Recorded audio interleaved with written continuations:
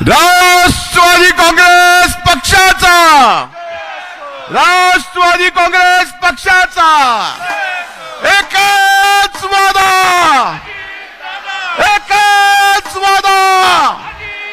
अजित दादा तुम आगे बढ़ो, दादा तुम आगे बढ़ो। राष्ट्रवादी काँग्रेस पक्षाचा राष्ट्रवादी काँग्रेस पक्षाचा एकच वादा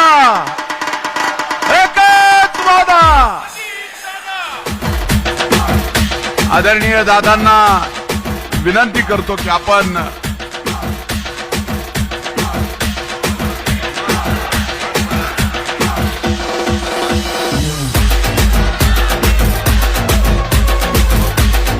अरे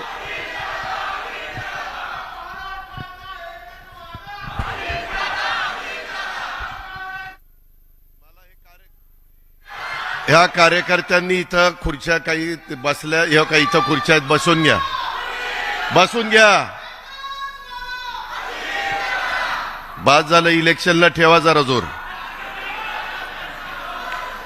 आपल्या पक्षाचे प्रांताध्यक्ष सुनील तटकरेजी, राष्ट्रीय महासचिव ब्रिजमोहन श्रीवास्तवजी, राष्ट्रीय दुसरे महासचिव आमचे केरळचे NA मोहम्मद कुट्टीजी, ईशान्य भारताचे जबाबदारी ज्यांच्यावर आहे ते निरीक्षक संजय प्रजापतीजी, नागालँडला मधल्या काळामध्ये 7 आमदार आपल्या पक्षाचे निवडून आले, तिथले प्रदेशाध्यक्ष वनथांगो ओडिओ, राष्ट्रीय महासचिव सुबोध मोहितेजी, मंत्रिमंडळातील माझे सहकारी दिलीपराव वसे पाटील, धनंजय मुंडे, धर्मबाबा आत्राम, अनिल पाटील, संजय बनसोडे, आदिती तटकरे, महिलांच्या प्रमुख रुपाली चाकणकर, सूरज चव्हाण, युवकांचे प्रमुख, प्रदेश कार्यालयातले आमचे शिवाजीराव गर्जे, लतीफ तांबोळी, संजय बोरगे, ज्यांनी या 2 दिवसाच्या अधिवेशनामध्ये अतिशय चांगल्या प्रकारे सुनील तटकरेजींच्या नेतृत्वाखाली, मार्गदर्शनाखाली असंख्य सहकाऱ्यांना बरोबर घेऊन उत्तम अशा प्रकारचं काम केलं। आपल्या राष्ट्रवादी काँग्रेस पक्षाचं नंबर 1चं कार्यालय माझ्या कर्जत शहराच्या परिसरामध्ये ज्यांनी उभं केलं, त्यांच्या सर्व सहकारी सुधाकर घारे आणि त्यांची सर्व टीम, उपस्थित सर्व सन्माननीय आमदार, माजी खासदार, जिल्हाध्यक्ष, शहराध्यक्ष, सर्व सेल, अनेक सेल आहेत आपले, त्या सर्व सेलचे प्रमुख पदाधिकारी, पत्रकार मित्र, जर कोणाचं नाव राहिलेलं असेल तर कृपया त्यांनी नाराज राहू नये। ते सर्व माझे सहकारी बंधू भगिनींनो, माझ्या तरुण मित्रांनो, खरं तर 2 दिवसाचं अधिवेशन, मला बरेच दिवस सुनील तटकरेजी सांगत होते की दादा रायगडला मी एक चांगल्या प्रकारचं अधिवेशन घेऊ इच्छितो आणि त्याला तुम्ही सगळ्यांनी वेळ दिला पाहिजे। गेले 2 दिवस आपल्या राष्ट्रवादी काँग्रेस पक्षाच्या पदाधिकाऱ्यांचं एक विचार शिबिर, निर्धार नवपर्वाचा वैचारिक मंथन, घड्याळ तेच वेळ नवी, हे होत असताना तुम्ही सगळ्यांनी माझ्या महाराष्ट्रातल्या 36च्या 36 जिल्ह्यातल्या माझ्या सहकाऱ्यांनी, माझ्या वडीलधाऱ्यांनी, माझ्या आया बहिणींनी, माझ्या मुलींनी, माझ्या त्या ठिकाणी सर्व जीवाभावाच्या कार्यकर्त्यांनी जो भाग घेतला त्याबद्दल मी प्रथमतः तुम्हा सर्वांचं मनापासून अभिनंदन करतो। आणि खरोखरीच अतिशय चांगली व्यवस्था झाली। काहींनी तर नवीन जो एरिया आला तिथं त्यांना पहिल्याच दिवशी उद्घाटन केल्यासारखं त्यांना त्या रूम देण्यात आल्या, परंतु अलीकडच्या काळामध्ये जरा नवीन प्रकारचे कॉक आहेत, ते असेच उघडायचे का तसे उघडायचे का असे उघडायचे माहिती नसल्यामुळे गरम पाणी काहींना मिळालं नाही। मित्रांनो, गमतीचा भाग जाऊ द्या, पण एकंदरीत सगळ्यांचं समाधान झालं। मगाशी भुजबळ साहेब पण म्हणले की असंच मुंबईपासून जवळ आहे, तटकरे साहेब खंबीर आहेत आणि त्याच्यामुळं मधून असून अशा प्रकारची शिबिरं इथं झाली तर काय हरकत नाही. मित्रांनो, एक गोष्ट मी महाराष्ट्रातल्या कार्यकर्त्यांना सांगू इच्छितो की हे शिबिर 400 ते 500 लोकांशी मर्यादित असल्यामुळं अनेक कार्यकर्त्यांना मनात इच्छा असताना पण आम्हाला अनेकांना, आमदारांना, मंत्र्यांना, पदाधिकाऱ्यांना की आम्हाला यायचंय, आम्ही पक्षाच्या करता काम करतोय, आम्ही जीवाचं रान करतोय, आम्हाला का बोलवत नाही. कदाचित इथं बसणाऱ्यांच्या पेक्षा अधिक ताकदीचे कार्यकर्ते त्यांना तिथं येता आलं नाही. परवाचंच उदाहरण सांगतो. विलास काल मला भेटला, त्याने सांगितलं नाना काटेला आणि संजोगला बोलवलं नाही. आम्ही ताबडतोब त्या ठिकाणी सांगितलं, कारण शेवटी संख्येला मर्यादा होत्या. अनेक मराठवाडा, विदर्भ, उत्तर महाराष्ट्र, पश्चिम महाराष्ट्र, कोकण या भागातल्या माझ्या सहकार्याला, माझ्या मुंबईतल्या सहकाऱ्यांना यायचं होतं. आमची पण इच्छा होती. शेवटी कार्यकर्ते असले तर संघटना मजबूत होत असते. कार्यकर्ता संघटनेचा कणा असतो आणि त्याच्यामुळे संघटना वाढत असते. आज जरी आपण मर्यादित सहकाऱ्यांच्या उपस्थितीमध्ये हे शिबिर घेतलेलं असलं तर पुढेही आपल्याला दिवस तसे कमीच आहेत. कारण माझा अंदाज आहे, मी काही ज्योतिषी नाही, की मार्चच्या पहिल्या आठवड्यामध्ये लोकसभेची आचारसंहिता लागण्याची शक्यता आहे.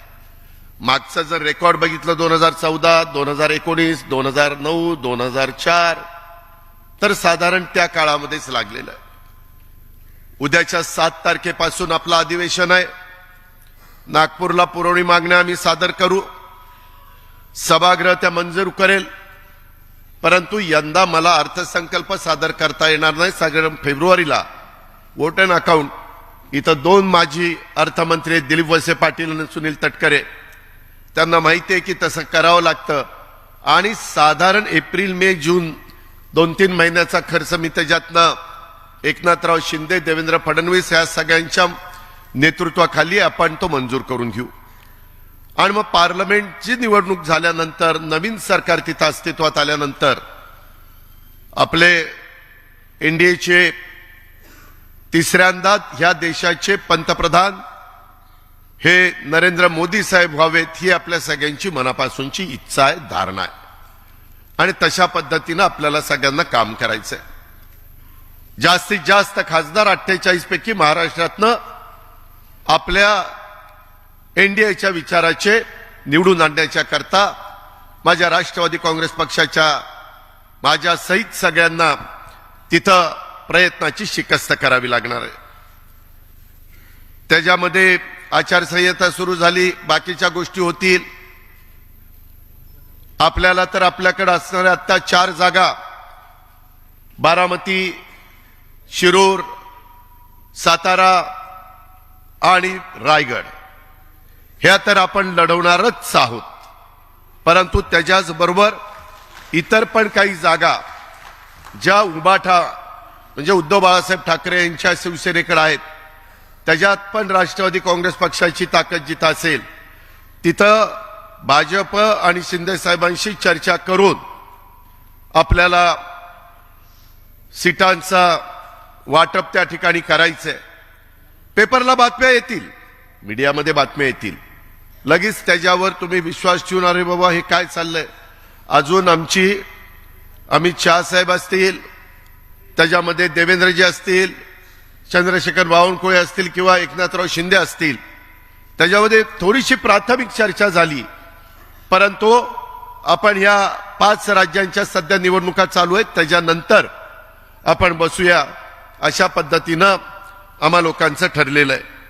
आणि त्याच्यात इलेक्टिव्ह मेरिट पाहून, त्या भागामध्ये त्या कार्यकर्त्याचं काम पाहून आपण आपली सगळी ताकद एनडीएच्या सगळे घटक पक्षांना बरोबर घेऊन महाराष्ट्रामध्ये चांद्यापासून बांद्यापर्यंत ह्या लोकसभेच्या निवडणुकीचं काम करायचंय. ती पहिली नांदी आहे. हे करत असताना फार कमी काळ असल्यामुळं आपल्याला वेगवेगळे बरीच कामं आहेत. खरं तर आता उद्याच्याला मी संभाजीनगर परिसरामध्ये जुना औरंगाबाद, त्याच्या दुसऱ्या दिवशी मी रायगड जिल्ह्यामध्ये श्रीवर्धन त्या भागात कार्यक्रम घेतले. त्याच्यानंतर मी सिंधुदुर्गला नेव्हीचा कार्यक्रम नेहमी मुंबईला होत असतो तो ह्यावेळेस पंतप्रधान महोदयांनी सिंधुदुर्ग जिल्ह्यामध्ये घेतलेला आहे. त्याला आम्हाला सगळ्यांना जावं लागेल. आणि मग 5 तारखेला एक दिवस मुंबईमध्ये थांबून 6 तारखेला चैतन्यभूमीला जाऊन तिथं नतमस्तक होऊन तिथं अभिवादन करून डॉक्टर बाबासाहेब आंबेडकरांना मग मी दुपारी नागपूरला त्या बाबतीमध्ये जाईल. यांनाही बऱ्याच जणांना नागपूरला यावं लागेल कारण चहापानाचा कार्यक्रम असतो, कॅबिनेट असते आणि प्रेस कॉन्फरन्स होती मुख्यमंत्र्यांची. आणि 7 तारखेपासून आपलं अधिवेशन आहे. अधिवेशनामध्ये जे काही आता आज गेले 2 दिवस, पहिल्या दिवशी 14 मान्यवरांनी आपले विचार मांडले. आज 12 ते 13 मान्यवरांनी आपले आपले विचार मांडले. बऱ्याच कार्यकर्त्यांना मला चिठ्ठ्या येत होत्या, सुनीलजींना येत होत्या, इतर सहकाऱ्यांना, सूरजला येत होत्या की मला बोलायचंय. जरूर त्या कार्यकर्त्याला वाटतं की मलाही संधी मिळावी, परंतु वेळेची काही मर्यादा असते आणि त्याच्यामुळं ते आपल्याला उरकावं लागतं. तरी देखील त्याच्यातनं बऱ्याच वेगवेगळ्या घटकांना, वेगवेगळ्या पदाधिकाऱ्यांना, वेगवेगळ्या सहकाऱ्यांना, माझ्या महिला असतील किंवा माझ्या इतर सहकारी असतील, त्या सगळ्यांना संधी देण्याचं काम सुनील तटकरे आणि पक्षाने आणि आम्ही सगळ्यांनी केलेलं आहे. राहिलेल्यांना पण आपण संधी देऊ, त्याबद्दल काही त्यांनी काळजी करू नये. त्या संदर्भामध्ये ह्या सगळ्या गोष्टी घडत असताना साधारण सुनील तटकरे, सुधाकर घारे, अनिकेत तटकरे, शिवाजीराव गर्जे, संजय बोरगे, नरेंद्र राणे ह्या असंख्य कार्यकर्त्यांनी ज्या प्रकारे व्यवस्था केली त्याबद्दल त्यांना हॅट्स ऑफ. खरोखरीच चांगली व्यवस्था झाली आणि त्याच्यामुळं जे चांगलं आहे त्याला चांगलं म्हटलं पाहिजे. फक्त मी सारखं सुनीलजींना तिथं बसल्यावर म्हणायचो एकच भोक राहिली इथं भोक. त्याच्यावरून आठवलं आज या मालकाचं देबाशिष चक्रवर्ती हे जे मालक आहेत. तसंच आमचे बुलढाण्याचे जिल्हाध्यक्ष ॲडव्होकेट नझीर काझी यांचाही आज वाढदिवस आहे, देबाशिष चक्रवर्तींचा वाढदिवस आहे आणि श्याम लांडेचा पण वाढदिवस आहे. ह्या सर्वांना पहिल्यांदा त्यांच्या वाढदिवसाच्या मनापासून शुभेच्छा देतो. त्यांना चांगलं आरोग्य मिळावं, त्यांचे पुढं देखील अतिशय चांगल्या प्रकारे त्यांच्या हातनं कामं घडावीत, कुठंही ते कमी पडू नयेत. आमच्या सगळ्यांच्या शुभेच्छा नेहमीच त्यांच्या पाठीशी राहतील. आणि ह्याच्या व्यतिरिक्त जर इथं समोर असणारा कोण आज वाढदिवस आहे पण नाव घ्यायचं राहिलंय त्यालाही शुभेच्छा देतो. नाहीतर त्याला वाटायचं काय माझंच नाव घेतलं नाही, हीच तिघं ह्याच्या जवळची आहेत का काय, कोणाला माहिती. तसं काही नाही. ही माहिती मला मिळाली म्हणून मी त्यांना त्या बाबतीमध्ये शुभेच्छा दिल्यात. ज्यांचं नाव नसेल आलं आज वाढदिवस असेल त्यांना पण many many happy returns of the day अशा प्रकारे मी त्यांना सांगू इच्छितो. मित्रांनो, आपल्या राष्ट्रवादी काँग्रेस पक्षाचा विचार आणि विचारधारा तुम्ही सर्वजण आता आपापल्या भागात जाल त्यावेळेस आपल्या सर्वांच्यावर खूप मोठी जबाबदारी खांद्यावर पडलेली आहे. आम्ही जसं सकाळपासून काम करतो, आज जरा बोलताना संजयनी जरा तिखटमीठच लावलं. 4 वाजल्यापासूनच म्हणले पाणी करतात. आता ह्या दिवसात 4 वाजता अंधार गुडूप असतो, काय अंधारात पाणी करू, जरा पटेल असं बोलावं 6 वाजल्यापासून. पण तुला काही सांगितलं तर तुला जरा क्लिक व्हायला पाहिजे ना. 4ला कसं हा काम करेल, काय बॅटरी लावून काम करेल.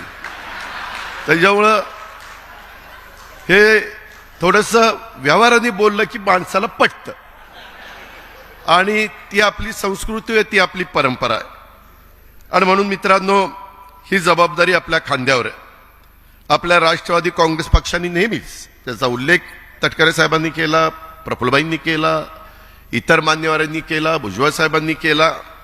आणि आपल्यालाही पुन्हा एकदा निक्षून ह्या निमित्तानं ह्या शिबिराच्या सांगू इच्छितो, आपल्या मार्फत महाराष्ट्रातल्या तमाम जनतेला सांगू इच्छितो की राष्ट्रवादी काँग्रेस पक्षाने कायमच युगपुरुष छत्रपती शिवाजी महाराजांच्या रयतेच्या राज्याची प्रेरणा घेऊन शाहू फुले आंबेडकरांच्या विचारधारेला आपण आदर्श मानलेला आहे आणि स्वर्गीय यशवंतराव चव्हाण साहेबांच्या बहुजनांना सत्तेतून पाठबळ हे आपलं आज सत्तेमध्ये असणारं सूत्र आहे हे मी ह्याच्या आधी पत्ररूपाने पण अनेकांना कळवलेलं होतं. आज पुन्हा एकदा सर्वांच्या समोर मांडतो. काही जण म्हणतात की या कारणाकरता गेले, काही जण आमच्यावर आरोप करतात की यांच्यावर केसेस होत्या म्हणून त्या थांबाव्यात म्हणून गेले. मित्रांनो, इथं अनेक सहकारी बसलेत.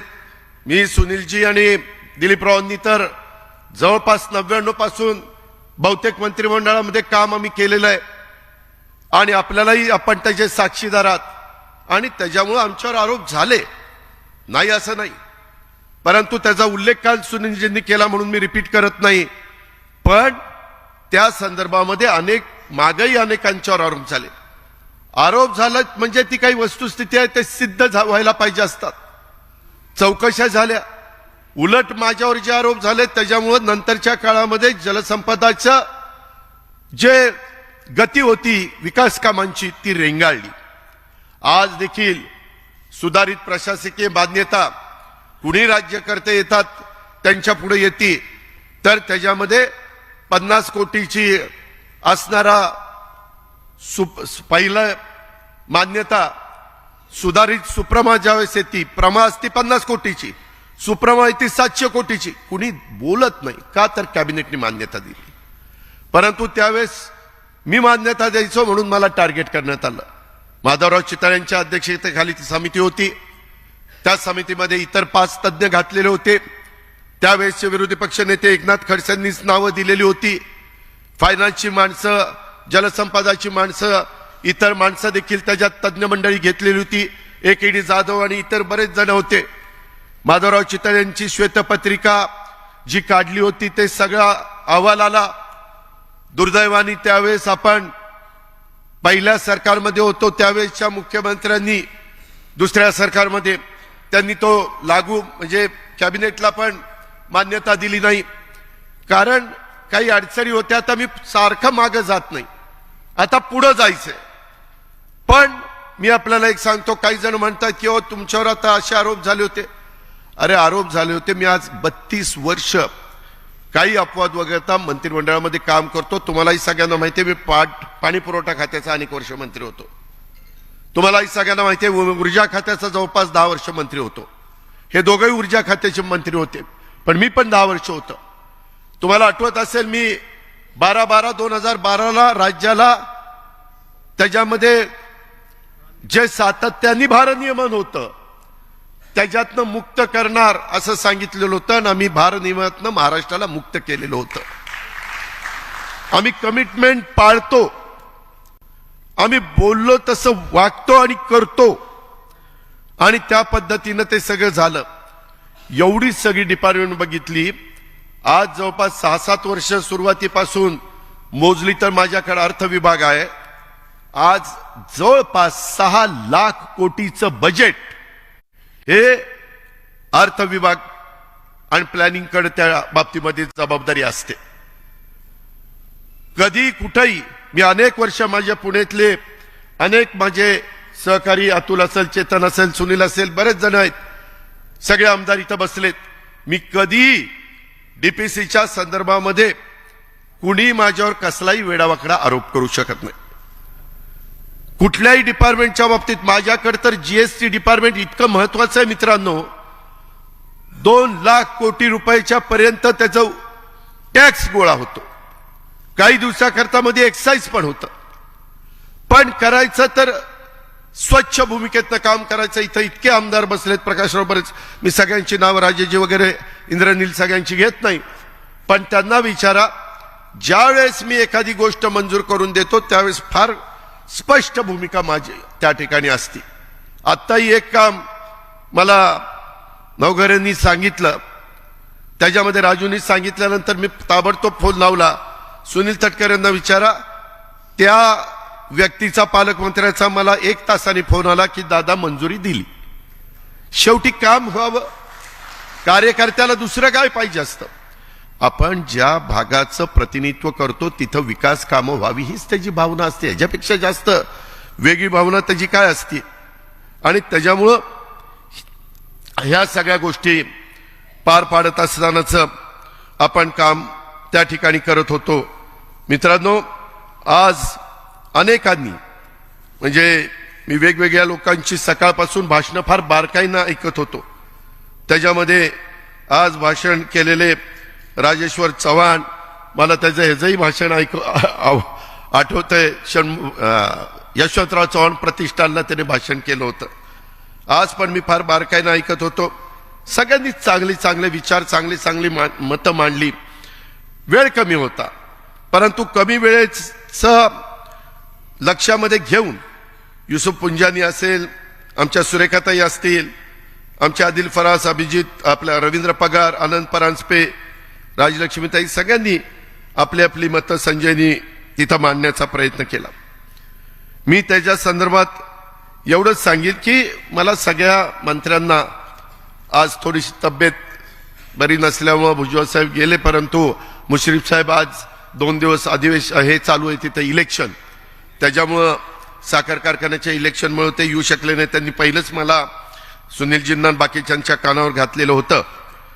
पण यामध्ये एक गोष्ट त्याची पटलेली आहे. मी पण अनेकदा मंत्रालयामध्ये असतो, त्यावेळेस माझ्या इथं मंत्री असले की पहिली त्यांना एंट्री असते की तो डायरेक्टर येतो. ते शेवटी त्यांच्याही मतात ऑफिसला लोक असतात, त्याच्यावर त्यांना लवकर मोकळं करणं मला योग्य वाटतं. त्याच्यानंतर खासदार आमदार आले तरी देखील आपण त्यांना प्राधान्याने घेण्याचा प्रयत्न करतो. गरज जरा जास्त असते, पण आपण प्रयत्न करत असतो. आता इथून पुढं माझ्या ऑफिसनी लक्षात ठेवायचंय विकास आणि इथं डिक्ले आहे की जसं मंत्र्याला नंबर 1चं प्राधान्य, नंबर 2चं प्राधान्य खासदार आमदारांना आहे, तसं नंबर 3चं प्राधान्य राष्ट्रवादी काँग्रेस पक्षाच्या जिल्हा अध्यक्षांना तिथं राहील.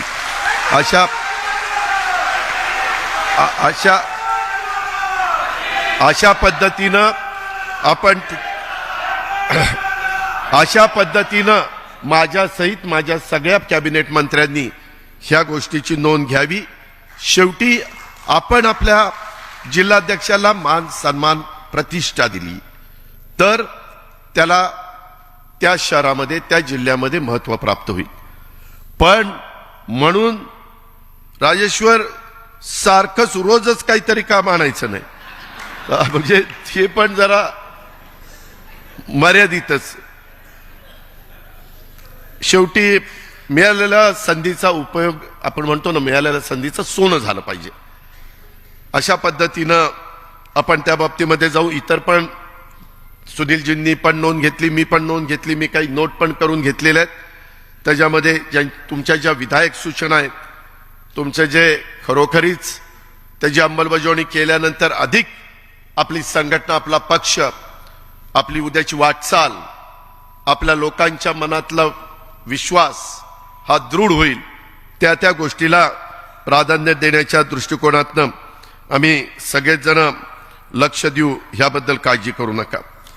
आज इतर पण काही कार्यक्रम इथं झाले. राष्ट्रवादी महिला काँग्रेसनी मग रुपाली असेल, दीपाली असेल, बाकीचे सगळे महिला माझ्या असतील, दीपाली पांढरे, रुपाली चाकणकर, ह्या योजना महिलांच्या स्वप्नपूर्तीच्या, महिला सक्षमीकरणासाठी केंद्र व राज्य सरकारकडून योजना सुरू आहेत. आता नरेंद्र मोदींच्या आणि राज्य सरकार, एकनाथराव शिंदे वगैरे आम्ही सगळेजण, देवेंद्र यांच्या नेतृत्वाखाली ज्या काही योजना चाललेल्या आहेत त्याच्या पण वेगवेगळ्या फिल्म ह्या आपण मोबाईलच्या द्वारे दाखवण्याचं काम सुरू केलेलं आहे. कारण खूप चांगल्या योजना आहेत, केंद्राच्या आहेत आणि राज्याच्या आहेत. या योजना काही कारणांनी माझ्या महिलांच्या पर्यंत, माझ्या युवकांच्या, युवतींच्या, कार्यकर्त्यांच्या पर्यंत, शेवटच्या माणसापर्यंत ह्या पोचू शकत नाहीत. त्यामुळे राष्ट्रवादी महिला काँग्रेस पार्टीकडनं योजना आणि व्यवसायासाठी प्रोजेक्ट रिपोर्ट, सबसिडी आणि इतर बाबी सोप्या भाषेत समजावून सांगण्याच्या करता लवकरच एक टोल फ्री नंबर तुम्हाला देण्यात येईल. आणि तो नंबर मिळाल्यानंतर त्याच्यातनं महिलांना अधिक चांगलं काम होण्याच्या करता मदत होणार आहे, त्याचा फायदा देखील तुम्ही सगळ्यांनी घ्यावा अशी माझी तुम्हाला सगळ्यांना विनंती आहे। राष्ट्रवादी युवती काँग्रेस अजित पर्व युवा सर्व देऊ उभारी घेऊ भरारी युवती आमची कारभारी धडाडी पथक आम्ही कटिबद्ध आहोत समाजाचे प्रश्न सोडवण्यासाठी।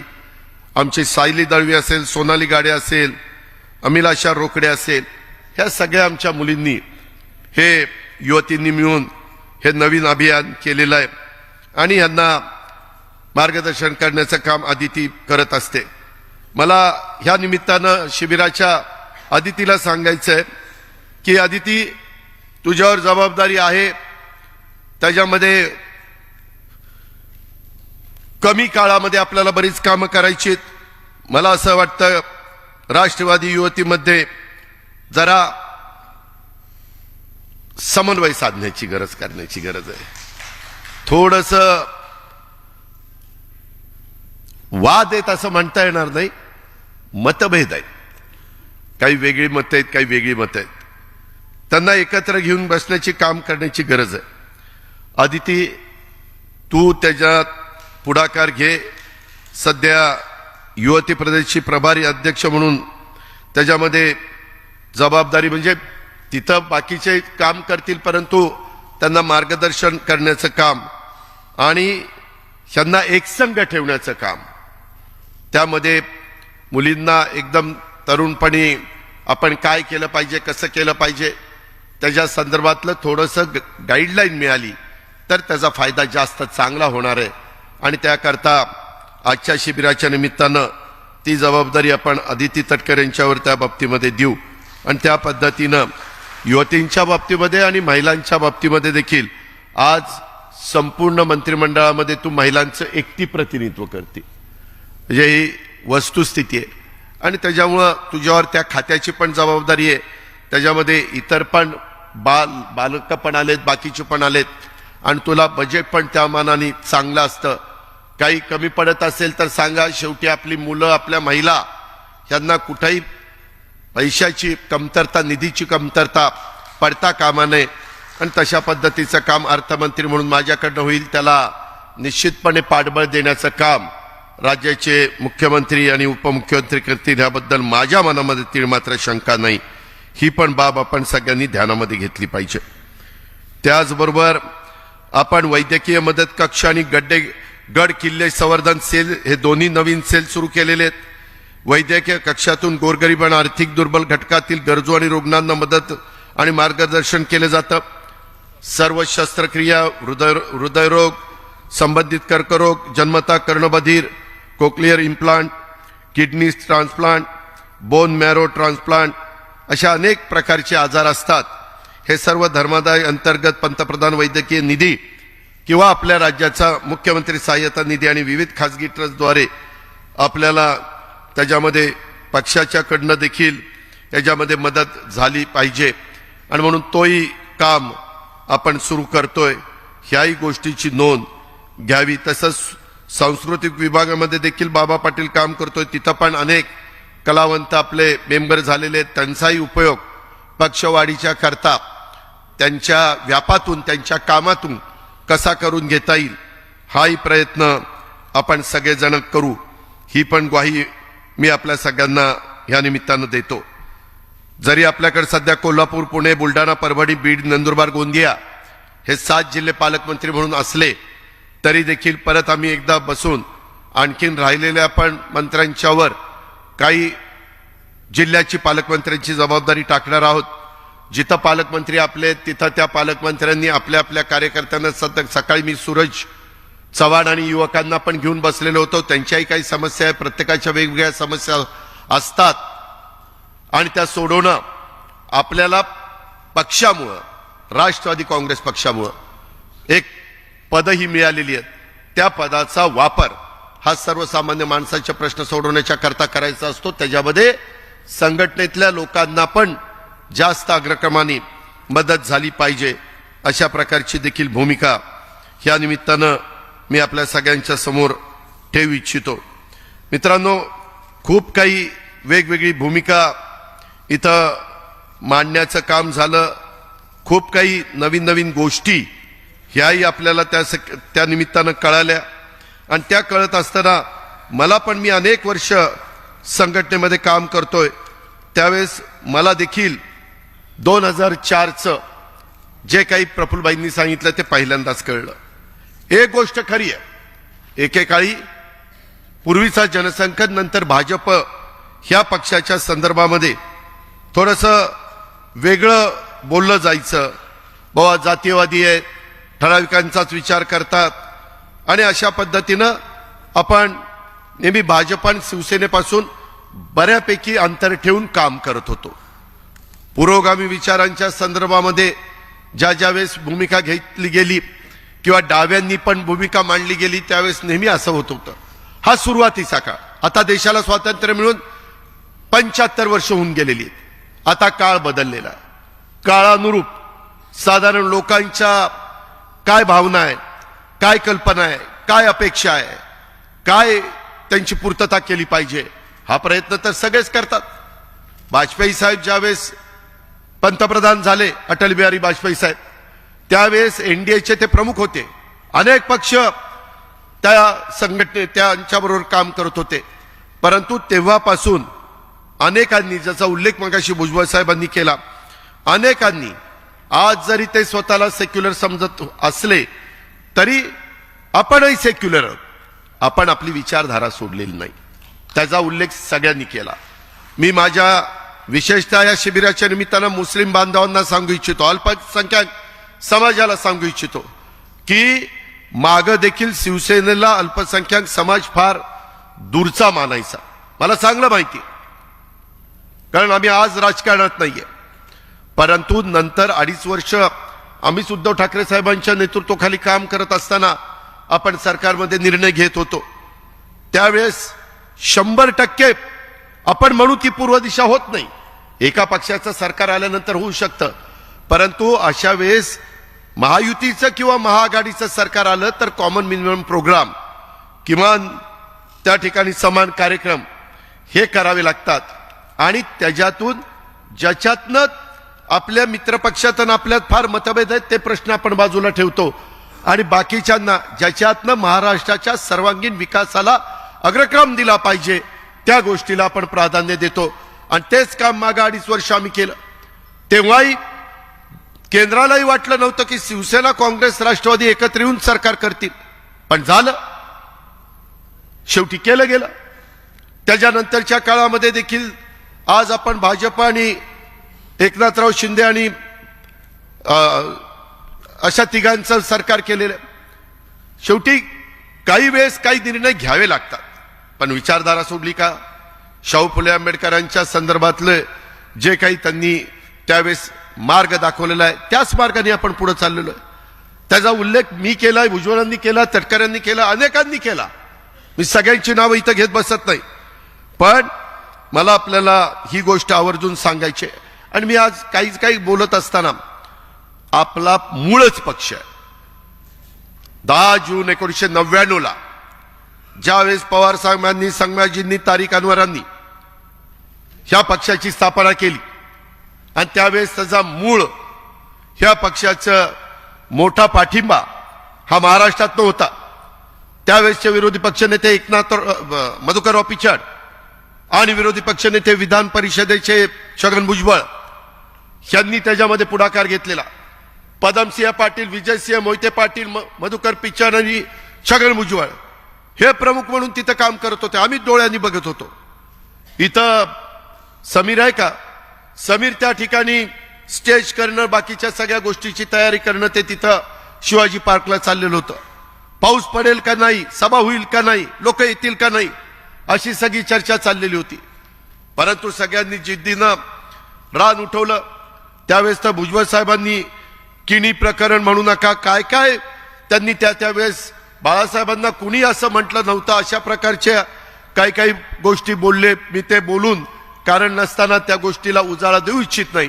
परंतु तो काळ, त्याच्यामध्ये आम्ही नवीन होतो. मी, दिलीप वळसे पाटील, जयंत पाटील, RR पाटील, सुनील तटकरे, सगळेजण आम्ही नवीन म्हणजे पहिलीच टर्म, काही थोड्या टर्म झालेल्या होत्या, आम्हाला ज्युनियर समजलं जात होतं. आम्ही पण थोडंसं बाजूला असायचो. आणि तेव्हापासून पक्षाचे काम अनेकांनी केलं, ज्याचा उल्लेख काल करण्यात आला. त्याच्यामध्ये भुजबळ साहेब पहिले प्रांताध्यक्ष असू द्या, नंतर बबनराव पाचपुते असतील, आर पाटील असतील, अरुणभाई गुजराती असतील, त्याच्यामध्ये मधुकरराव पिचर असतील, भास्करराव जाधव असतील किंवा सुनील तटकरे असतील, आणि नंतर हे जयंत पाटील साहेब. बरं, षणमुखानंद हॉलच्या मीटिंगमध्ये मी स्वतः बोललो ना, किंवा मी जरी प्रांताध्यक्ष किंवा संघटनेचा पदाधिकारी त्या काळामध्ये झालो नसलो तरी तुम्हालाही माहिती आहे, महाराष्ट्रालाही माहिती आहे की संघटनेचं काम कोण करत होतं. अनेक ठिकाणी संघटनेच्या जागा म्हणजे जिल्ह्याचे कार्यालय, जिल्ह्याचे इमारती, ह्याच्यामध्ये भुजबळ साहेबांनी नाशिकचं केलं, बबनराव पाचपुत्यांनी नगरचं केलं, परंतु बाकीच्या अनेक इमारती उभ्या करण्याचं काम हे मी आणि माझ्या इतर पण सहकाऱ्यांनी केलं. याबद्दल दुमत असण्याचं कारण नाही. शेवटी संघटना मजबूत झाली पाहिजे.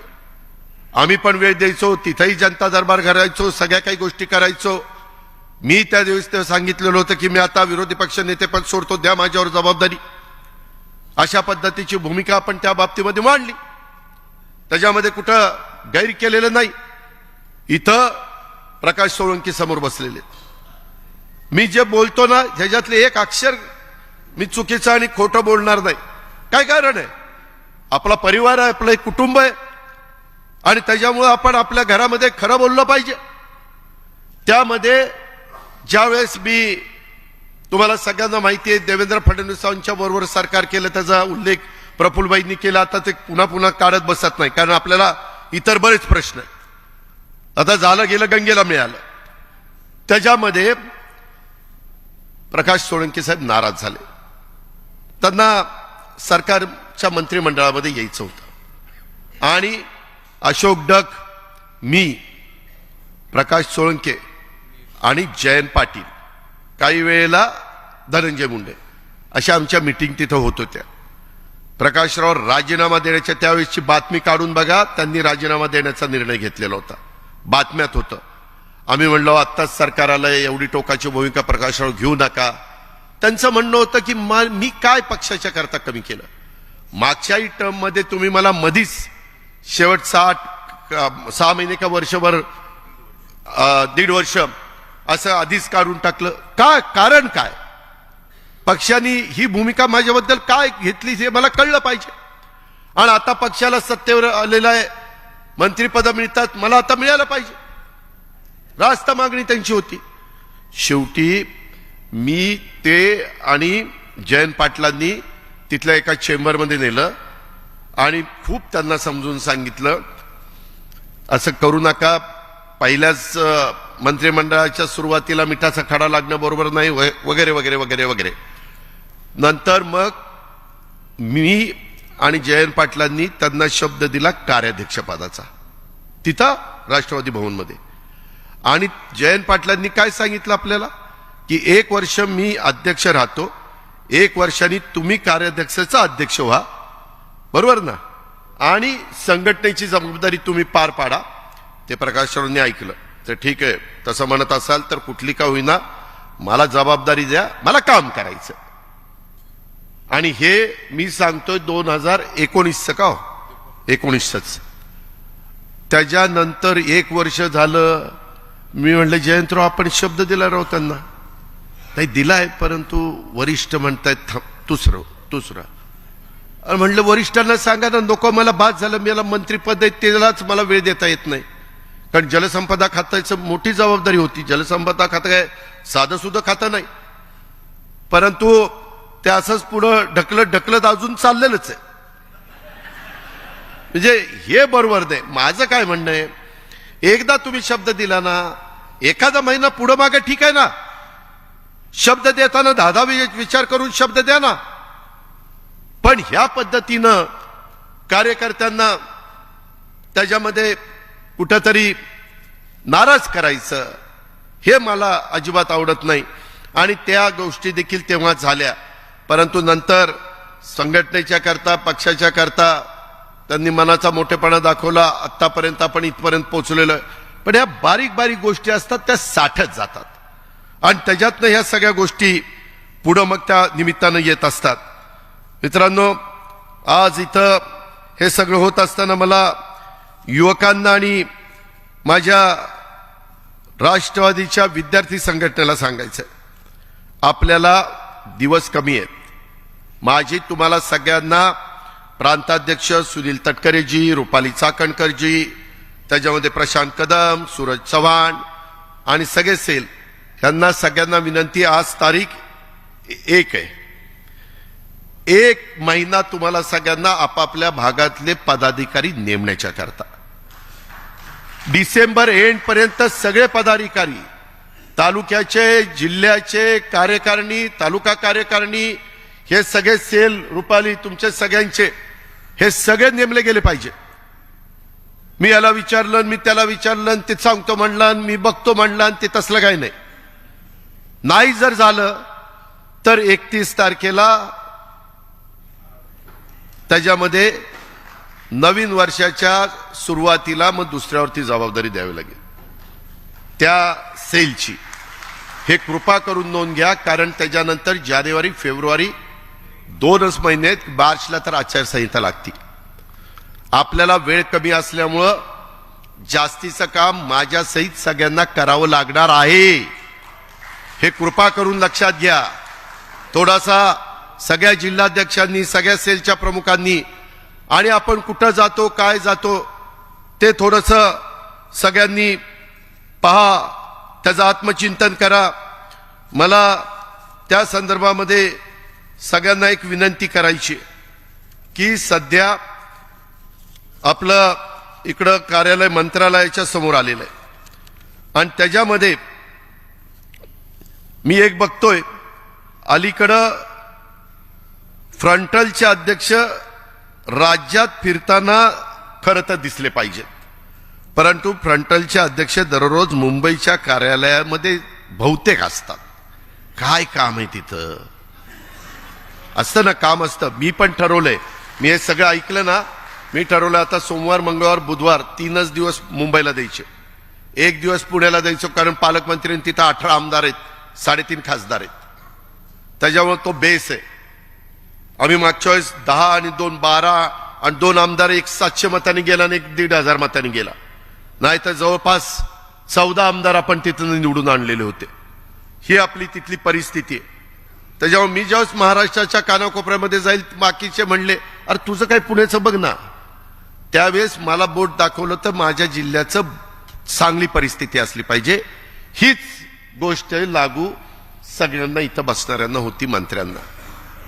त्या प्रकारची नोंद कृपा करून त्यांनी घ्यावी आणि संघटनेच्याही लोकांनी एखादा दिवस आठवड्यातनं आला काही महत्वाचं, बरं आता आपण व्हिडिओ कॉन्फरन्सिंगच्या द्वारे बोलू शकतो, फोनच्या द्वारे देखील आपल्याला सगळं काही त्या ठिकाणी बोलता येऊ शकतं.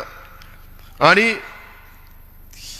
माझी आपल्याला सगळ्यांना सांगणं आहे की ओबीसी, कामगार, डॉक्टर, लीगल, माजी सैनिक, ज्येष्ठ नागरिक, ग्रंथालय, सांस्कृतिक, सामाजिक न्याय विभागात पदाधिकाऱ्यांना जिथं संधी देता येत नाही तिथंही संधी दिली गेली पाहिजे. विविध सामाजिक संघटना आणि सांस्कृतिक संघटनांना आपल्या पक्षाशी जोडण्याचं पण काम केलं पाहिजे. तुम्ही म्हणाल कुणाला?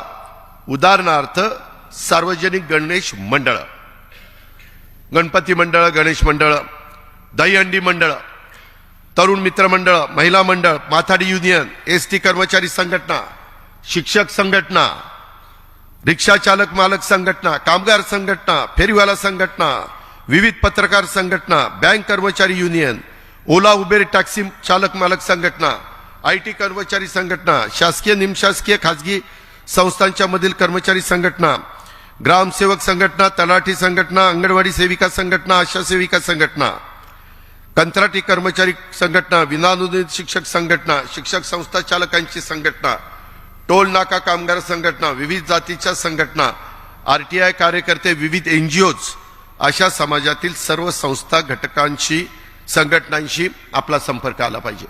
सोशल मीडियाला पण आज का काल कोणतरी बोलत असताना अनन्यसाधारण महत्व प्राप्त झालेलं. आम्ही राजकारणात आलो तेव्हा सोशल मीडिया नव्हता, मोबाईल नव्हता, काही नव्हतं.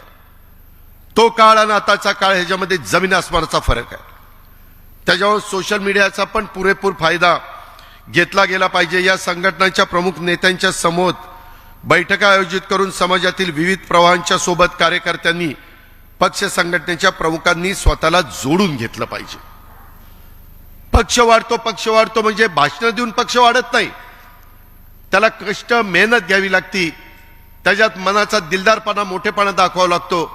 सगळ्या जाती धर्माला एक कृतीतनं सिद्ध करावं लागतं की बाबा हा पक्ष आमचाही विचार करतोय। साहित्य, पत्रकार, खेळाडू, कलावंत, डॉक्टर, वकील, सामाजिक कार्यकर्ते अशा समाजात प्रभाव असणाऱ्या विविध क्षेत्रातील व्यक्तींच्या सोबत देखील पदाधिकारी कार्यकर्त्यांनी समन्वय ठेवला पाहिजे। पक्षाचे प्रदेश आणि जिल्हा अध्यक्ष, तालुका अध्यक्ष कार्यालयात नियमित उपस्थित असले पाहिजे। नाहीतर कार्यालय खोलले आणि तिथं कुणी बसायला नाही, असं नाही पाहिजे। कुणी ना कुणी एवढे सेल, एवढे कार्यकर्ते, एवढे पदाधिकारी वाटून घ्या ना दिवस, पण ते तिथं हजर असले पाहिजे। त्याचबरोबर पदाधिकाऱ्यांनी लोकांच्या मध्ये मिसळलं पाहिजे, दररोज लोकांना भेटलं पाहिजे। पक्षाच्या प्रदेश कार्यालयात बसून नेत्यांचे कान भरणारे काही महाभाग असतात, दादा ही लय असं करत होता, हे लयच तसं करत होता, माग तुमचं लयच वाईट बोलत होता, अरे तुला काय घेणे देणे, तू तुझं कर ना। पण हे जे काही आहे त्या महाभागांना, दरबारी प्रवृत्तीच्या कार्यालयीन पदाधिकाऱ्यांना पक्षाचे नेते कधी कधी बळी पडतात। काही काहींना हलक्या कारणाने सांगितलं ना की तू फारच चांगलं काम करतो, आणि बाकीचे म्हणले ना की त्याला काहीच कौतुक केलं नाही की त्यालाही वाटतं की हे आपलं कौतुक करत नाही, ह्याला दूर करा, ही ह्यालाच जवळ घ्या, आणि मग नको त्या गोष्टी त्या बाबतीमध्ये घडतात। त्याच्यामुळं हे सगळं करत असताना पक्ष कार्यालयातील ऑफिस बेअरर पदाधिकाऱ्यांनी देखील पक्षाचं प्रशासन चालवायचं असतं, पक्षाचा कार्यकर्ता पक्ष चालवतो ही बाब प्रत्येकाने लक्षामध्ये ठेवली पाहिजे। फ्रंटल अध्यक्ष राज्यात फिरताना दिसले पाहिजेत, ही पण माझी अपेक्षा आहे। ज्या त्या विभागाच्या प्रमुखांनी आपल्या विभागापुरतं लक्ष घालावं, सर्वच ठिकाणी त्यांनी लक्ष देण्याची गरज नाही। साध्या भाषेत सांगायचं, सर्वच ठिकाणी तिथं नाक खुपसायची गरज नाही। बाकीचे आहेत ना, करू द्या ना, त्यांना संधी दिली तर ते संधी म्हणजे काही त्यांच्या मनामध्ये आहे ते दाखवतील ना, त्यांच्या अंगामध्ये जे काही कसब आहे, आम्हाला संधी मिळाली म्हणून आम्ही दाखवलं, जर संधीच दिली नसती तर काहीच नाही। त्याच्यामुळं ह्या सगळ्या गोष्टी करा। आणि काही फ्रंटल अध्यक्ष आपण ज्या समाजाचे आहोत त्याच समाजाची नावं महत्वाच्या पदासाठी सुचवतात असल्याचं लक्षात आलं, कृपा करून तसं करू नका। शाहू फुले आंबेडकर, छत्रपती शिवाजी महाराज, सर्व धर्म समभाव, त्याच्यामध्ये सगळ्या घटकाला ज्याचा उल्लेख मगाशी अनेकांनी केला किंवा महाराष्ट्रातल्या पण अनेक सहकारी भेटले, ज्या पद्धतीनं आपल्याला ज्या जागा आल्या त्या जागेमध्ये वेगवेगळ्या घटकाला प्रतिनिधित्व देण्याचं काम राष्ट्रवादीच्या सगळ्या प्रमुख नेते मंडळींनी केलं। तशा पद्धतीनं तुम्ही पण संघटनेमध्ये एखादं कुटुंब संख्येने एकच असेल पण ते ऍक्टिव्ह असेल तर त्याच्यातला पण एक सदस्य घ्या, तो बरंच काम त्या ठिकाणी करू शकतो। आणि ह्या पद्धतीनं आपण केलं पाहिजे। जबाबदार अधिक पदाधिकाऱ्यांनी सर्व समावेशकच असलं पाहिजे। पक्षांतर्गत जातीवाद आणि विशिष्ट हेतू ठेवून केलेलं लॉबिंग अजिबात खपवून घेतलं जाणार नाही। ह्याही गोष्टीची नोंद आपण सगळ्यांनी ह्या निमित्तानं घ्यावी। का पक्षाची संघटनात्मक रचना आणि कार्यकर्ते पदाधिकाऱ्यांच्या अडचणी, आव्हान असे अनेक प्रश्न असतात। समान किमान कार्यक्रमावर सरकारमध्ये आपण सामील झालेलो असतो। आपण कार्यकर्त्यांच्यासाठी गाव तिथं राष्ट्रवादी, घर तिथं झेंडा हा कार्यक्रम आहे। पदाधिकाऱ्यांच्यासाठी प्रभाग तिथे राष्ट्रवादी, चौक तिथे झेंडा, आणि पक्षाच्या विविध सेल आणि फ्रंटलच्या विभागावर अतिशय जबाबदारी तिथं आहे, हे पण आपण लक्षात घ्या। मित्रांनो, आपला मूळ पक्ष हा राष्ट्रवादी काँग्रेस पक्ष आहे। ते 30 तारखेला मला तिथल्या कार्यकारिणीने अध्यक्षपदाची जबाबदारी दिली आणि तेव्हापासून मी ती घेतलेली आहे आणि काम करतोय। कोर्ट कचेऱ्या वगैरे ते चालू आहेत, त्याच्यामध्ये तुम्ही लक्ष देऊ नका, लक्ष देणारे लक्ष देतील, तुम्ही तुमचं काम करा, नाहीतर ती चिन्ह मिळेल का रे आपल्याला, आणि काय रे होईल नंतर, मग आपल्याला मिळालं तर ते काय घेतील, अरे काय घेणे देणे तुझं तू बघ ना, तुझं तू बघ ना, आपलं आपल्याला काम करा ना। पण भावकी आपल्याला जळगावमधनं बऱ्याच लोकांना निवडून आणायचंय, जोर ठेवा ठेवा ठेवा ठेवा. त्याच्यामध्ये मला तुम्हाला एक सांगायचंय की खरोखरीच मी कुठंतरी तुम्हाला नावमेद करतो, तुम्हाला कुठंतरी काहीतरी चुकीचं सांगतो असं समजू नका. मी फार स्पष्ट वक्ता आहे, मला छक्केपंजे करता येत नाही. जे काही ते दूध का दूध पाणी का पाणी. काही चुकलं तर आम्ही सांगू बाबा आपलं चुकलंय आणि मागं झालेलं आहे. काही शब्द आमच्याकडनं चुकीचे गेले, ते चव्हाण साहेबांच्या समाधीच्या इथं दिवसभर बसलो होतो. त्याच्या संदर्भामध्ये चुकतं माणसाचं. मी नेहमी सांगतो कार्यकर्त्याला, अरे बाबा काम करतो ती चुकतो. उद्या ह्याच्यातल्या एखाद्याने कामच केलं तर चुकल कसा, कामच करत नाही. म्हणजे इथं बोट दाखवलं म्हणजे ती काम करत नाही असं नाही, ते लक्षात घ्या. जो काम करत नाही तो चुकतच नाही. आम्ही 100 कामं केली तर 2-4-5 चुका देवीदासची होणार ना, त्याच्यामध्ये चुकीचं काय. पण आमच्या लक्षात आणून दिलं, आमचे दिलीप मोहिते लगेच लक्षात आणून देतात, आजी तिथं असं झालं, लगेच मी दुरुस्त करायचा प्रयत्न करतोय. म्हणजे गमतीचा भाग जाऊ द्या, पण बाबांनो हे करावं लागतं. हे त्याच्यात आपला स्वतःचा कमीपणा काही नाही. रोज माणूस नवीन शिकण्याचा प्रयत्न करत असतो. सर्व गुण संपन्न शिकून कुणीच आईच्या पोटात जन्माला येत नाही. रोज नवीन. कधी कधी माझ्या वयाच्या पेक्षा तरुणबाण 22-25 वर्षाची युवती किंवा युवक हा जास्त बुद्धिमान असू शकतो. आपण मान्य केलं पाहिजे की ठीक आहे तो जास्त बुद्धिमान आहे, आणि एखादा सल्ला त्याला विचारायची वेळ आली तर कमीपणा वाटण्याचं कारण नाही. घ्यायचा सल्ला काय बिघडतंय. त्याच्या संदर्भामध्ये उलट आपल्या ज्ञानामध्ये भर पडते. ह्याही गोष्टीचा विचार माझ्या कार्यकर्त्यांनी, माझ्या सहकारी मित्रांनी ह्या शिबिराच्या निमित्तानं त्या ठिकाणी केला पाहिजे.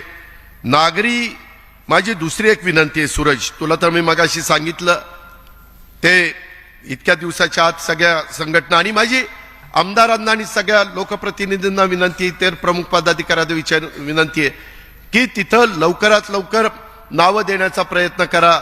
जे खरोखरीच काम करतात अशांची नावं द्या. त्याच्यामध्ये उगीच द्यायचं म्हणून नाव देऊ नका. त्याने काम केलं पाहिजे. पुन्हा नाही काम केलं तर मला त्यांना काढावं लागेल, आणि ते काढण्याची नामुष्की ही माझ्याकडं. काय रे कुठं लावलं होतं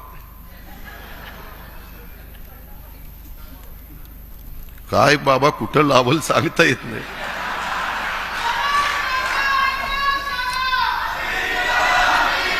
तर मित्रांनो, तुझा तालुका कुठला रे? तालुका सांग, तालुका. त्याच्याकडे बूथ झालाय का बघितलं पाहिजे, बूथ कमिटी झाली का बघितलं. मी सांगतो, जे सर्वात जास्त बीएमबीच्या देठापासून ओरडतात ना, समजावं ह्याचं नुसतं मोकळं एक मागचं काही नाही त्याचं, पण आपला आवाजाने नेत्याला कळावं. ती गाडीचं दार उघडतो, बसा बसा चला चला, की समजावं ह्याचं काय रे नाही. गावात ह्याला पुत्र विचारत नाही ही माणूस आहे. शपथ गळ्याच्या खोटं बोलत नाही. मी नेहमी कार्यकर्त्यांना सांग, अरे तुझं नाही म्हणत, तू बस खाली. त्याच्यामध्ये आपल्याला मी सांगतो, बरेच नेते आम्ही राष्ट्रीय नेते असतो आणि स्वतःचं गाव आमचं नसतं, सरपंच वेगळाच असतो आमचा. असं पण नसावं. आपला वॉर्ड आपल्या बरोबर असला पाहिजे, आपलं गाव आपल्या बरोबर असलं पाहिजे, तर आपल्याला किंमत राहते, तर आपल्याला समाज मानतो. ही गोष्ट लक्षात ठेवा बाबांनो. काही काही गोष्टी नाही पटल्या तरी त्या पटवून घ्याव्या लागतात, त्या अंगवळणी पाडाव्या लागतात. आणि म्हणून माझी तुम्हाला विनंती आहे की या सगळ्याच्या बाबतीमध्ये मला प्रशांतला पण सांगायचं, प्रशांत कदमला आणि संग्राम कोतेला सांगायचंय की तू मागे युवकचं अध्यक्ष काम केलं, विद्यार्थी संघटनेचं काम केलंय, त्याच्यामध्ये उमेशने काम केलंय. त्या संदर्भामध्ये तुम्हाला अनुभव आहे. तुम्ही थोडंसं प्रशांतला गाईड करा. प्रशांतनी पण यांचा ऐका. आणि विद्यार्थी संघटनेमध्ये, कारण काय झालंय, आता सगळ्यात तरुण देशामध्ये आपला तरुण वर्ग आहे. जगात सगळ्यात जास्त तरुण वर्ग आपल्याकडे. परंतु काही वर्षांनी, 20 वर्षांनी ज्यावेळेस 160 कोटीला जाऊ आपण, त्याच्यात काय हाय गाय नाही, ते जाऊ तिथं, तर 140 ते 160 होऊ, त्यावेळेस सगळ्यात ज्येष्ठ असणारा जगातला देश हा भारत झालेला असेल. माझी तर मी एक दुसऱ्या 2 गोष्टी थोड्याशा तुमच्या सगळ्यांच्या समोर ठेवतो, सूतोवाच करतो. मला काम करत असताना मी नेहमी विचार करतो की पुढं आम्ही पण काही ताम्रपट घेऊन जन्माला आलेलो नाही. आम्हाला माहिती आहे की जनतेचा पाठिंबा, जनतेचा पाठबळ, आशीर्वाद आहे तोपर्यंत आपण त्या ठिकाणी आहोत. पण मित्रांनो, आपल्याला एक विचार करावा लागेल, पुढच्या पिढीच्या करता आता काही करून 1 किंवा 2 आपत्त्यावर थांबलं पाहिजे. त्याच्याबद्दल कायदा करावा लागला तरी नरेंद्र मोदी साहेबांनी करावा. कुठल्या जातीनं, धर्मानी, पंथांनी कुणी काही सांगितलं नाही, देवानी काही सांगितलं नाही, अल्लांनी काही सांगितलं नाही की कितीही पैदास करा म्हणून. 1 किंवा 2 आपत्त्यावर नाही थांबलो तर काही वर्षांनी ह्या देशाचं अशी परिस्थिती निर्माण होईल, पाणी प्यायला राहणार नाही, इतर घराची व्यवस्था करता येणार नाही. त्यामुळं माझं तर त्या संदर्भात समान नागरी कायदा आणि समान नागरी कायद्याच्या बद्दल एक गैरसमज आहे माझ्या मागासवर्गीयांच्या, आदिवासीमध्ये, आमच्या भटक्यांच्या मध्ये. हा आरक्षणाला ह्याच्यात कुठेही धक्का नाही, ही गोष्ट लक्षात घ्या. समान नागरी कायदा म्हणजे ह्या देशात जन्माला आलेल्या प्रत्येकाला कायदा सारखा, आरक्षण वेगळं. आरक्षण तुमचं राहणारच, ते आरक्षण कुणी काढून घेऊ शकत नाही. कुणी राज्यकर्ते असले तर जी परिस्थिती निर्माण झाली, डॉक्टर बाबासाहेब आंबेडकरांनी त्या काळामध्ये वेगळं सांगितलं होतं, परंतु नंतर अनेक सरकार आली, आरक्षण राहिलंय, मी नंतर त्याच्यावर येणार आहे. पण माझं म्हणणं आहे की समान नागरी कायदा त्याबद्दलचा पण विचार करा, त्याबद्दल काहीतरी भूमिका सर्व राजकीय पक्षांना घ्यावी लागेल. त्याच्यात कुठली शंका कुशंका त्रुटी वाटली तर त्याचा चर्चा करू, चर्चेतनं नेहमी चांगलं बाहेर येतं. पण पुढच्या पिढीचा काय भवितव्य आहे ते देखील आताच्याच राज्यकर्त्यांनी त्या गोष्टीचा विचार करायचा असतो. पुढच्यांनी नंतर आल्यावर नाही म्हणायचं अरे मागच्यांनी आपल्याला हे केलं असतं तर कशाला ही वेळ आली असती, हे म्हणण्याची वेळ त्या बाबतीमध्ये येऊन द्यायची नाही. ह्याच्यात वेगवेगळे मतप्रवाह असू शकतात. मी चर्चेच्या करता हे दिलेलं आहे. मी पुन्हा सांगतो, हे चर्चेच्या करता ह्या 2 गोष्टी आहेत. परंतु मागे पण इमर्जन्सीच्या काळामध्ये 75 साली 5 कलमी कार्यक्रम संजय गांधींनी आणला होता, काही जुन्या लोकांना आठवत असेल. पण तो कार्यक्रम नीट राबवला गेला नाही, त्याचा अतिरेक झाला आणि त्याची किंमत त्यावेळेस 77 साली इंदिराजींना मोजावी लागली. आणीबाणी पण होती आणि बाकीच्या पण गोष्टी.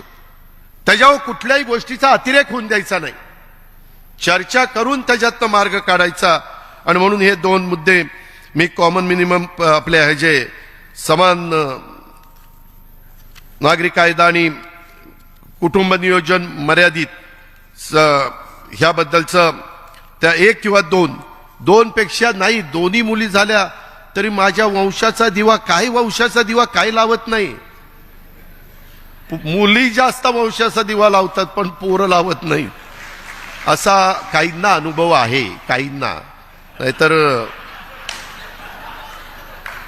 मित्रांनो, ह्या सगळ्या गोष्टी करत असताना माझी प्रशांत कदमला पण सूचना आहे, येत्या निवडणुकीच्या साठी राज्यात 60 लाखाहून अधिक विद्यार्थी हे मतदार होणार आहेत. राष्ट्रवादी विद्यार्थी काँग्रेस पदाधिकाऱ्यांनी राज्यात महाविद्यालयात, विद्यापीठात विद्यार्थी संपर्क अभियान राबवलं पाहिजे. या संपर्क अभियानात माध्यमातून विद्यार्थ्यांच्या अडचणी आपण समजावून घेतल्या पाहिजे. त्यातल्या रास्त अडचणीवर शासन स्तरावर निर्णय योग्य ते दिले पाहिजेत. घेतलेले निर्णय प्रभावीपणे माझ्या विद्यार्थ्यांच्या पर्यंत पोहोचतात की नाही हेही त्या बाबतीमध्ये बघितलं पाहिजे. त्याच्यामध्ये ज्या शिष्यवृत्ती असते किंवा त्यांना बाकीच्या ज्या सवलती असतात, सुदैवाने मी अर्थमंत्री आहे, तुम्ही मला सांगा की दादा ओबीसीचे त्याच्यामध्ये शिष्यवृत्ती आली नाही, मागासवर्गीयाची आली नाही, आदिवासीची आली नाही, मी लगेच त्याच्यामध्ये लक्ष घालू शकतो. परंतु ते डीबीटी करण्याचं साधारण राज्य सरकारची भूमिका आहे, केंद्राची त्याच्याबद्दलची भूमिका वेगळी आहे. पण त्याचे पैसे त्या कामाच्या करताच उपयोगी यावेत हीच त्याच्या पाठीमागची निश्चितपणे भूमिका आहे. शहरी भागामध्ये युवा संघटना असेल, विद्यार्थी संघटना असेल, यांनी अधिक काम करण्याची गरज आहे.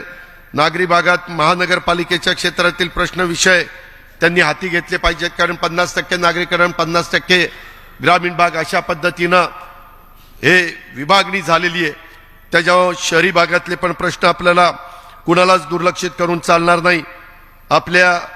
त्याच्यामध्ये आपले बहुतांशी पदाधिकारी राज्याचा दौरा करताना त्यांच्या फ्रंटल किंवा सेलचे फक्त मेळावे घ्यायला सांगतात. मेळाव्यापेक्षा सध्या आवश्यकता लोकाभिमुख उपक्रमाची आहे. विद्यार्थी दशेतच एखादा विद्यार्थी एखाद्या विचारांशी जोडला गेला तर अनेक वर्ष तो त्या विचारांवर ठाम राहतो.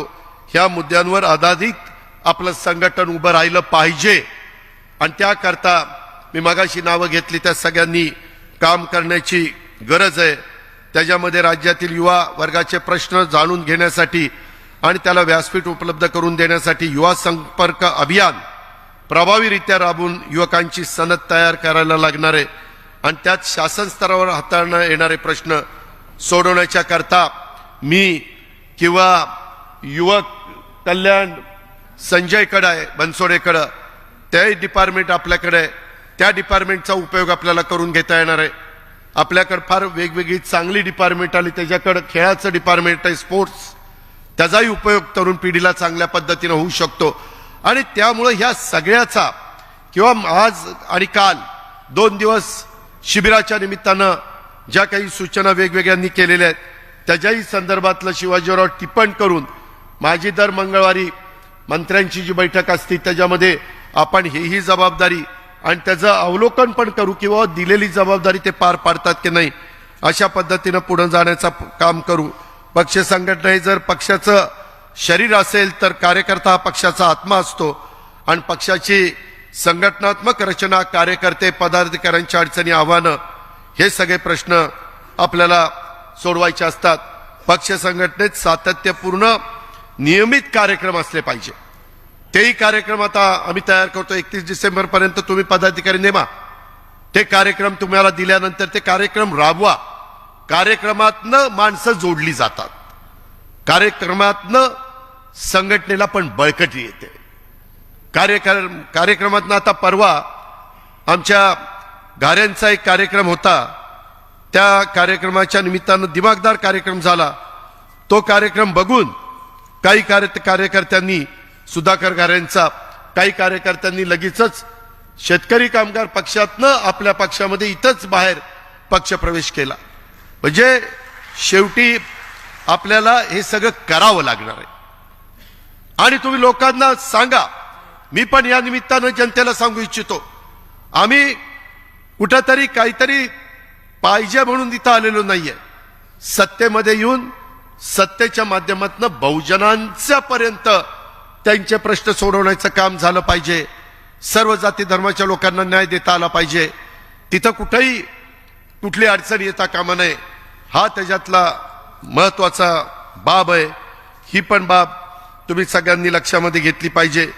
शासनाच्या विविध लोकोपयोगी निर्णयाची माहिती उत्तम कॉन्टेंटच्या माध्यमातून प्रभावीरित्या तरुणांच्या पर्यंत पोहोचवण्याचं काम देखील हे सोशल मीडियाच्या सेलची यंत्रणा त्यांनी केलं पाहिजे.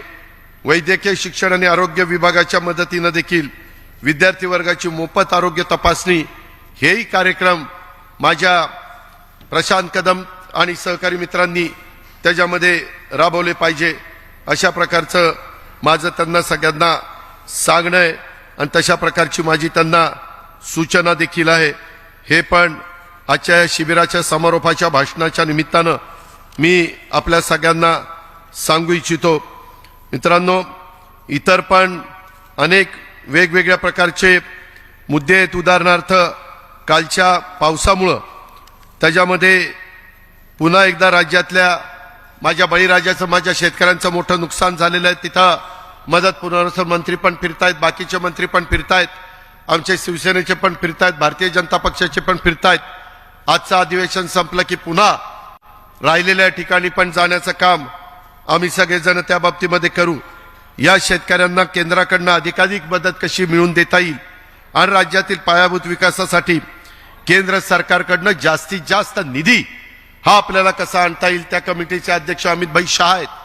त्यांनाही भेटून मुख्यमंत्री मी देवेंद्रजी त्यांनाही आम्ही सांगू आणि ह्या अडचणीमध्ये असणाऱ्या माझ्या कष्टकाराला माझ्या शेतकऱ्याला मदत करण्याचं आम्ही ठरवलेलं आहे. पंचनामे सुरू आहेत. परवाच कॅबिनेटमध्ये तशा प्रकारची चर्चा आम्ही सगळ्यांनी केलेली आहे आणि नागपूरच्या अधिवेशनामध्ये 2-3 दिवसांनी 4 दिवसांनी त्याच्या संदर्भातल्या बाकीच्या गोष्टी, पीक विमा उतरवलेला आहे, त्याच्यामध्ये कृषी मंत्री इथं आहेत, 1 रुपयामध्ये पीक विमा उतरून बाकीचे हजारो कोटी रुपये राज्य सरकारनी आणि केंद्र सरकारने मिळून त्या माझ्या शेतकऱ्याचे भरलेले आहेत आणि असं नुकसान झाल्यानंतर त्याला विम्याचे पैसे कसे मिळतील त्याकरता त्याला कुठं टोकाची भूमिका घ्यावी लागणार नाही, अशा प्रकारचं देखील काम आपण सगळेजण मिळून करतोय. राज्यामध्ये सत्तेत सहभागी होताना महायुती सरकारला किमान समान कार्यक्रमावर आधारित आपण सगळ्यांनी पाठिंबा दिलेला आहे. सर्वांची साथ, सर्वांचा विकास हा एकच नारा प्रत्यक्षात आणण्यासाठी आपण राज्याच्या सत्तेमध्ये सहभागी झालेलो आहे. महाराष्ट्र हा सर्व जाती, धर्म, भाषा, पंथ, प्रांताच्या लोकांच्या असून इथं सर्वांचं हित जपलं पाहिजे. इथं कोणावर अन्याय होता कामा नये, हीच खबरदारी आम्ही सगळेजण घेतोय. सर्व धर्म समभाव भारतीय संविधानाचा आत्मा आहे आणि संविधान आणि सर्व धर्म समभावाच्या विचारांशी राष्ट्रवादी काँग्रेस पक्ष कुठल्याही परिस्थितीमध्ये तडजोड करणार नाही, हे पण मी अतिशय निक्षून राज्यातल्या जनतेला आणि माझ्या पण जीवाभावाच्या सहकाऱ्यांना सांगू इच्छितो. त्याच्यामध्ये राष्ट्रवादी काँग्रेस पक्षाचा प्रत्येक पदाधिकारी आणि कार्यकर्ता विचारशील असला पाहिजे. त्याचबरोबर या पुढील काळामध्ये त्यांना कृतीशील होऊन काम करावं, विचारांना कृतीची जोड ही आपल्याला द्यावी लागेल, अशी अपेक्षा आमची सगळ्यांची आहे. तसं झालं तरच राष्ट्रवादी काँग्रेस पक्षाचा कार्यकर्ता आणि आपला पक्ष पुढे जाणार आहे याची जाण आणि याचं भान या पुढील काळात आपण सगळ्यांनी काम करत असताना ठेवलं पाहिजे. राज्यामध्ये आपल्या विचाराचे सर्वात जास्त मोठ्या संख्येने कसे उमेदवार निवडून येतील या सर्व उमेदवारांचं बाकीच्या बाबतीत मोदी ग्रामपंचायतीचा उल्लेख झाला. ग्रामपंचायतीचे पण निकाल बरे लागलेले आहेत, परंतु त्याच्यातनं हुरळून जाण्याचं कारण नाही, त्याच्यातनं खूप काही आपल्याला पाठिंबा असं समजण्याचं कारण नाही. अजून आपल्याला काम करावं लागेल, कारण पुढे स्थानिक स्वराज्य संस्था आल्या तर त्या चिन्हावर लढल्या जाणार आहेत आणि त्याच्यामुळं आपण त्या बाबतीमध्ये अधिक लक्ष देऊन काम करण्याची गरज आहे, हे पण आपल्याला सगळ्यांना या निमित्तानं सांगायचंय. धर्मनिरपेक्षता, पुरोगामित्व हा आपल्या पक्षाचा आत्मा आहे, हे पण मी सतत तुम्हाला सगळ्यांना सांगण्याचा प्रयत्न करतोय. सेक्युलर म्हणणाऱ्यांनी अनेकांनी आता काही जण म्हणतात की तुम्ही कसं यांच्याबरोबर गेला. जर आम्ही शिवसेनेबरोबर आमच्या वरिष्ठांनी ठरवलं तर जाऊ शकतो आणि मागं अनेकांनी काय काय घडलं ते सगळं सांगितलेलं प्रफुल्लबाईंनी, त्याचा उल्लेख सुनील तटकरेंनी पण आपल्या भाषणात केला. परत त्याची ओढत मी बसत नाही, परंतु मला त्याच्या संदर्भामध्ये एवढंच सांगायचंय, आज काही पक्ष हे स्वतःला सेक्युलर आणि दुसऱ्याला जातीवादी समजतात. स्वतःला सेक्युलर समजून घेणारे पक्ष आणि त्यांचे नेते आज इंडिया आघाडी म्हणून एकत्र आलेले आहेत आणि भाजप आणि मित्र पक्षांवर जातीयवादी म्हणून टीका करतायत. देशातले महत्वाचे नेते आणि पक्षांनी कधी ना कधी बीजेपी सोबत सत्ता उपभोगलेली आहे, भाजप सोबत ते गेलेले आहेत. त्यांनी विचारधारा सोडली का? नाही सोडली. ममता बॅनर्जी आज त्या पश्चिम बंगालच्या मुख्यमंत्री आहेत, त्याच्या आधी त्या भाजपच्या सरकारमध्ये मंत्री होत्या ना रेल्वे खात्याचं. त्याच्या संदर्भात फारुख अब्दुल्ला हे पण त्या ठिकाणी मंत्री होते. त्याच्यामध्ये मेहबूबा मुफ्ती, त्याच्यामध्ये नितीश कुमारांनी अनेकदा एकदा इकडे एकदा तिकडे ठीक आहे, त्यांना योग्य वाटलं त्यांनी केलं, त्याच्याबद्दल आम्हाला काही म्हणायचं नाही. पण आम्ही सेक्युलरवादी आहोत आणि मग त्यांनी निर्णय घेतला तर योग्य, इतरांनी घेतला तर हे लोक जातीवाद्यांच्या बरोबर गेलेले आहेत. त्याच्या संदर्भामध्ये मायावती भाजपसोबत हे जाऊन सुद्धा त्यांनी आपली विचारधारा जपली आणि आपल्या राज्यातल्या देशातल्या विकासासाठी भाजपची साथ देखील दिली. हा इतिहास आहे, हा इतिहास विसरता येणार नाही, नाकारता येणार नाही. ज्येष्ठ समाजवादी नेते आज हयात नाही जॉर्ज फर्नांडिस यांच्या पुरोगामित्वावर कधी कोणी शंका घेतली नाही. एकेकाळी जॉर्ज फर्नांडिस भाजपचे प्रणित एनडीएचे निमंत्रक होते. त्यांनी खऱ्या अर्थाने देशात पहिल्यांदा भाजपला सत्तेवर आणलं. जर या देशामध्ये जॉर्ज फर्नांडिस यांना भाजपची ॲलर्जी नव्हती तर आम्हाला काय अडचण त्या ठिकाणी आहे. ज्या इंडिया आघाडीला नेता आजपर्यंत ठरवता आलेलं नाही. त्यांना आघाडीच्या लोगोवर एकमत करता आलेलं नाहीये. आघाडीची बैठक कुठं घ्यायची हे ठरवण्यासाठी महिन्यापासूनच अधिकचा कालावधी त्यांना लागतो. अशा परिस्थितीमध्ये असताना हा देश या लोकांच्या हातात सोपवायचा का याचा विचार हा देशातल्या जनतेने केला पाहिजे. गोंधळलेलं राज्य ते विकसित राज्य अशा पद्धतीचा प्रवास त्या बाबतीमध्ये चाललेला आहे. आणि त्याच्यामुळं एकंदरीतच उद्योगधंद्यांवर, गुंतवणुकीवर, राजकीय सामाजिक परिस्थितीवर परिणाम होऊ नये म्हणून एक मजबूत सरकार, एक मजबूत नेता ज्यांनी देशाची शान जगामध्ये अनेक राष्ट्रांमध्ये वाढवण्याचं काम केलं, ज्यांनी त्या ठिकाणी G20 आपल्या देशामध्ये भरवण्याचं काम केलं, त्यावेळेस महाराष्ट्राच्या हितासाठी वरिष्ठांच्या मान्यतेने भाजपसोबत जाण्याचा निर्णय घेतलेला होता. हे पण आपल्याला प्रफुल्लभाईंनी, मी आणि अनेकांनी सांगितलेलं आहे. परंतु मुख्यमंत्री देवेंद्रजी झाले, परंतु काहींच्या दुराग्रहामुळे ते सरकार टिकलं नाही. ते सरकार कोणत्या परिस्थितीत स्थापन झालं, त्यावेळेस राष्ट्रवादीच्या नेतृत्वाने आधी कोणती भूमिका घेतली होती, नंतर भूमिका कशी बदलली, हे यापूर्वी मी अनेकदा सांगितलं, पुन्हा पुन्हा मी सांगत बसत नाही. परंतु राजकारणात, समाजकारणात काम करताना दिलेला शब्द पाळणारा मी कार्यकर्ता आहे. आणि त्याच्यामुळं मी शब्दाचा पक्का माणूस असल्यामुळे प्रसंगी राजकीय नुकसान सहन करून देखील शब्द पाळण्याची माझी तयारी असते. म्हणून महाराष्ट्रात आज शब्दाचा पक्का अशी माझी काही प्रमाणात का होईना ओळख आहे, हे कुणी नाकारू शकत नाही. एकच हे आपण सगळ्यांनी लक्षामध्ये ठेवावं.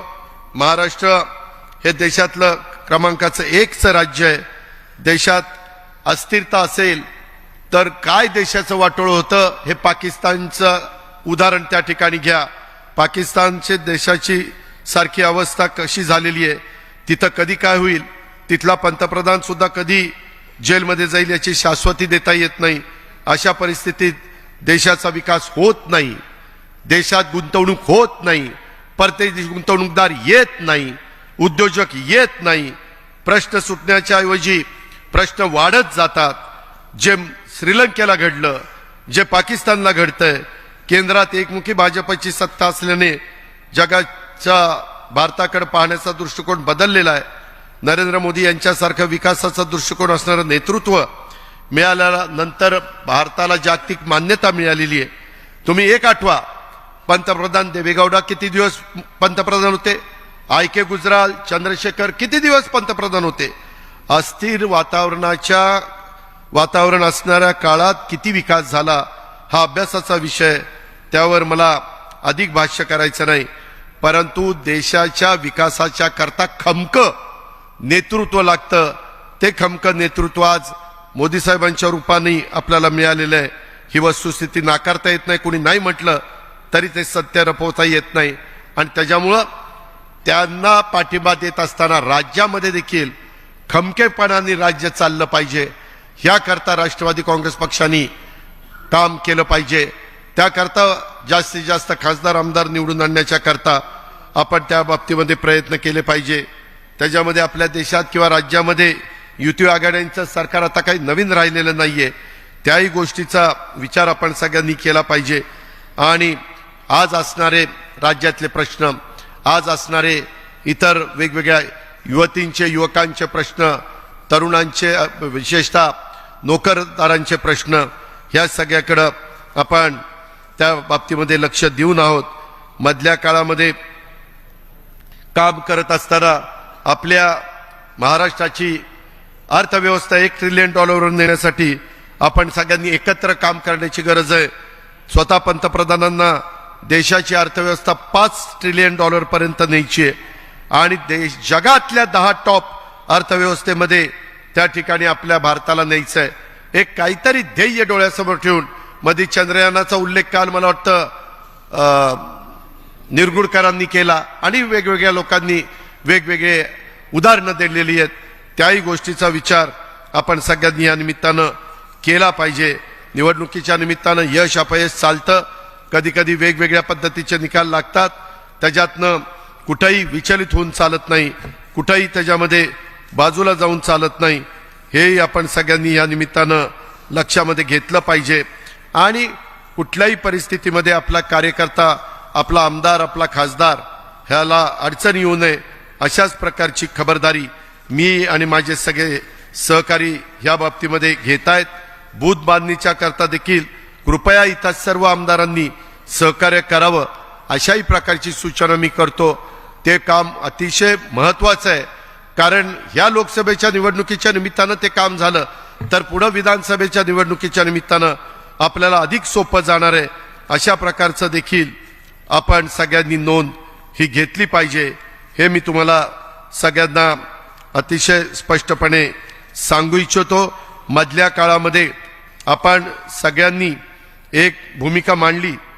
आपल्याला खरं आपल्या राज्यामध्ये, आपल्या देशामध्ये प्रत्येकाला आपल्या जातीचा, धर्माचा अभिमान असतोच आणि तो असला पाहिजे, त्याबद्दल दुमत नाही. परंतु पहिल्यांदा भारत, आपला देश, आपला महाराष्ट्र, आपलं राज्य आणि त्याच्यानंतर ह्या सगळ्या गोष्टी.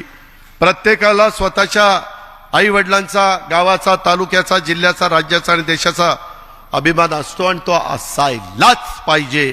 प्रत्येकाला आपल्याला शाळेत महाविद्यालयाचा अपमान त्या अभिमान असतो, त्याप्रमाणे प्रत्येकाला स्वतःच्या जातीचा, धर्माचा पण अभिमान असला पाहिजे. आपला हा अभिमान जपत असताना माझी महाराष्ट्रातल्या तमामांना विनंती आहे, तमाम जनतेला, सर्व जाती धर्माच्या नेत्यांना, कार्यकर्त्यांना, की आपला हा अभिमान जपत असताना इतर समाजाबद्दल, इतर जातीबद्दल, इतर धर्माबद्दल द्वेष किंवा आकस हा मनामध्ये ठेवू नका. याची आपण सर्वांनी काळजी घेतली पाहिजे. आपल्या बोलण्यातनं, वर्तणुकीतनं, अनावधाने देखील असे प्रकार घडत नाहीत ना, याची काळजी प्रत्येकाने घ्यावी. एखाद्या समाजाचा प्रश्न सोडवत असताना इतरांवर अन्याय होणार नाही याची काळजी सत्ताधारी म्हणून आपल्याला घ्यावीच लागेल. एखाद्याच्या समाजाचा मागासलेपणा काळानुरूप बदल झाला असल्यास त्याचं मागासलेलं पण पुन्हा तपासणं आवश्यक असतं. मात्र या कामासाठी वेळ लागतो, हे ध्यानात ठेवा. हे विशेषतः मराठा समाजाच्या तरुणांनी ध्यानामध्ये ठेवलं पाहिजे. एखाद्या समाजाला आरक्षण देताना त्या समाजाचा इम्पिरिकल डेटा आणि त्याचं मागासलेपण सिद्ध होणं, या दोन गोष्टी अतिशय आवश्यक आहे. माग पृथ्वीराज बाबांच्या वेळेस दिलेलं आरक्षण हायकोर्टात टिकलं नाही. देवेंद्रजींच्या काळातलं दिलेलं आरक्षण हायकोर्टात टिकलं, ते सुप्रीम मध्ये टिकलं नाही. इम्पिरिकल डेटा असल्याशिवाय आणि तो शास्त्रोक्त पद्धतीनं गोळा केल्याशिवाय वैधानिक पातळीवर तो टिकत नाही. म्हणूनच जातनिहाय जनगणना झाली पाहिजे. कारण कधी काळी झाली, स्वातंत्र्य म्हणून 75 वर्ष झालीत. मी मागं पण बोललो, एकदा कळू द्या ना नक्की कोण किती संख्येने आहेत ते. आणि म्हणून जातनिहाय आम्ही सभागृहामध्ये पण दिलीपराव एकमताने ठराव केला होता, नाना पटोले अध्यक्ष असताना एकमताने. आणि त्याच्यामध्ये जातनिहाय त्याच्या संदर्भातलं जनगणना झाली पाहिजे. जोपर्यंत प्रत्येक समाजाची नेमकी आकडेवारी समोर येत नाही तोपर्यंत कुठल्या समाजाला किती आरक्षण द्यावं याचा अंदाज त्या ठिकाणी येत नाही. आणि म्हणून आत्ताचं जे काही वातावरण आहे, सध्या तुमच्या माझ्या राज्यामध्ये जाती जातीत भांडणं उभी राहण्याचं जे सामाजिक चित्र आहे ते दुर्दैवी आहे. हे पाहता आज महाराष्ट्राला पुन्हा महापुरुषांच्या विचाराकडे घेऊन जाण्याची गरज आहे असं मला वाटतं.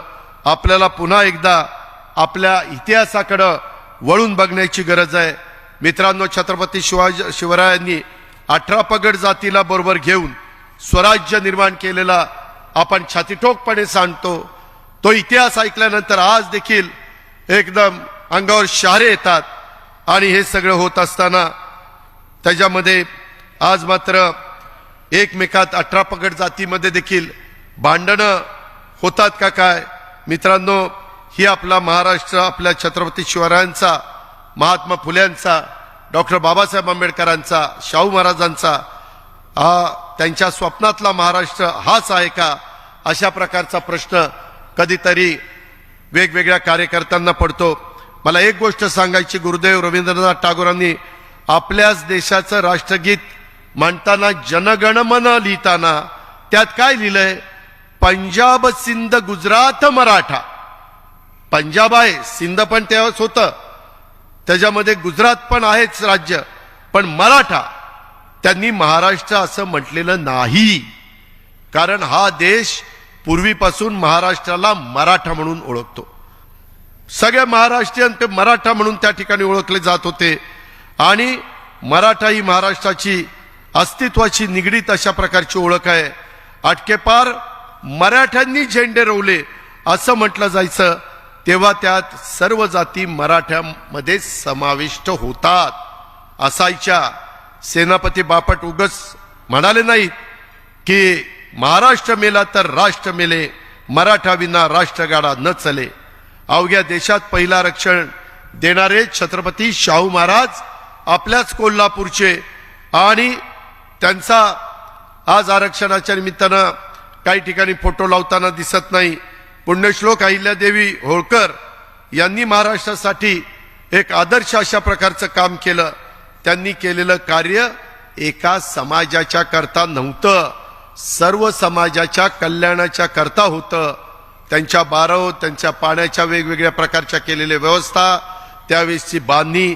जननायक राघोजी भांगरे यांनी फक्त आदिवासीसाठी त्या काळामध्ये उठाव केला नाही, हे डॉक्टर लामटे आपल्यालाही माहिती आहे. आणि त्याच्यामुळं शेतकऱ्यांच्या हक्कासाठी ते त्यावेळेस ब्रिटिशांच्या बलाढ्य सत्तेविरुद्ध लढले.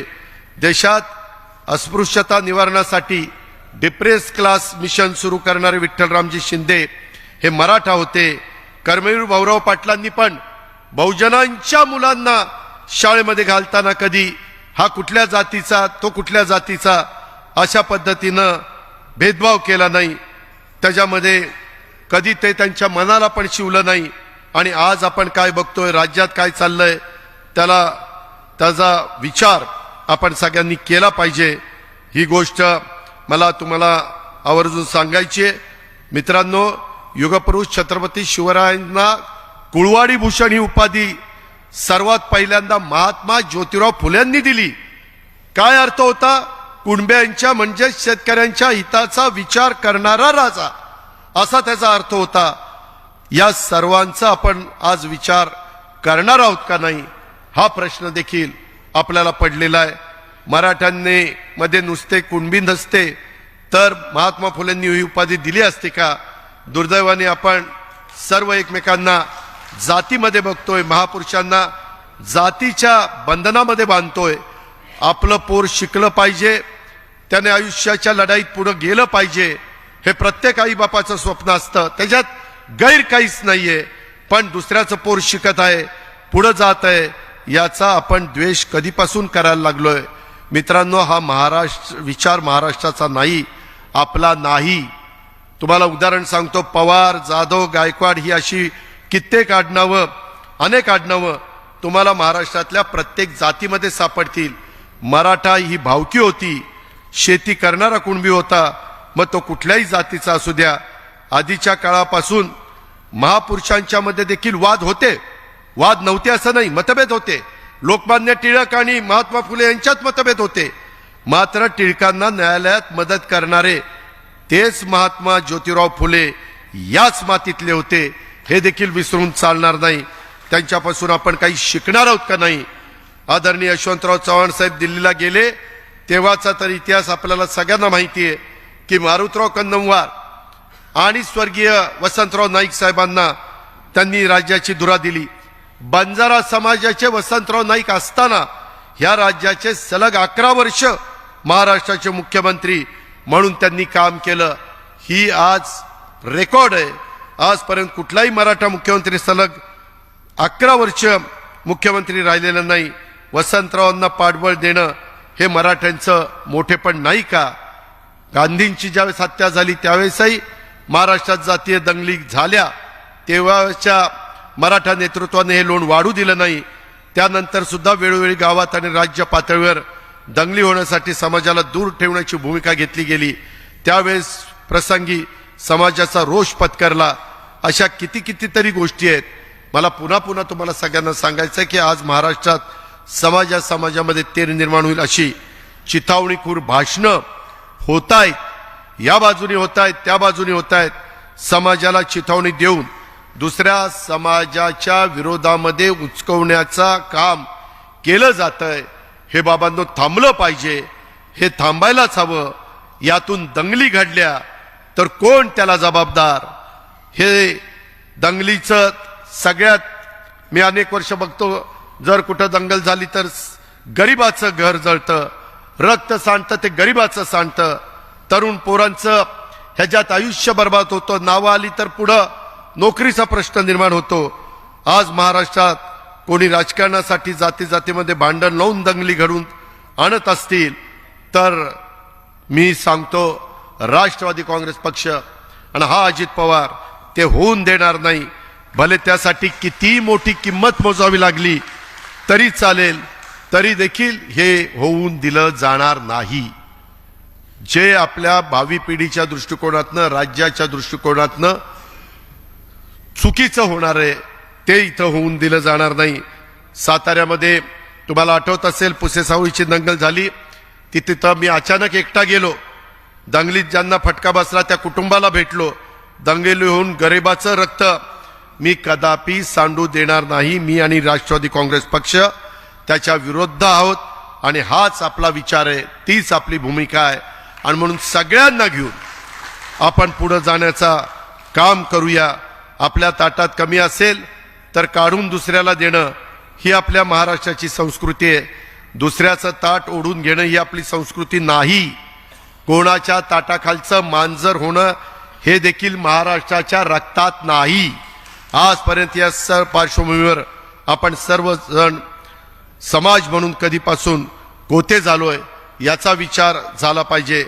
आज लोक एकमेकांची लायकी काढतायत. हे काय? माणसाची लायकी जातीवर अवलंबून नसते, ती त्याच्या कर्तृत्वावर अवलंबून असते. छत्रपती शिवरायांच्या सैन्यात रामोशी समाजाचे बहरजी नाईक स्वकर्तृत्वाच्या जोरावर हेर खात्याचे प्रमुख झाले. हे आपण कसं विसरतो?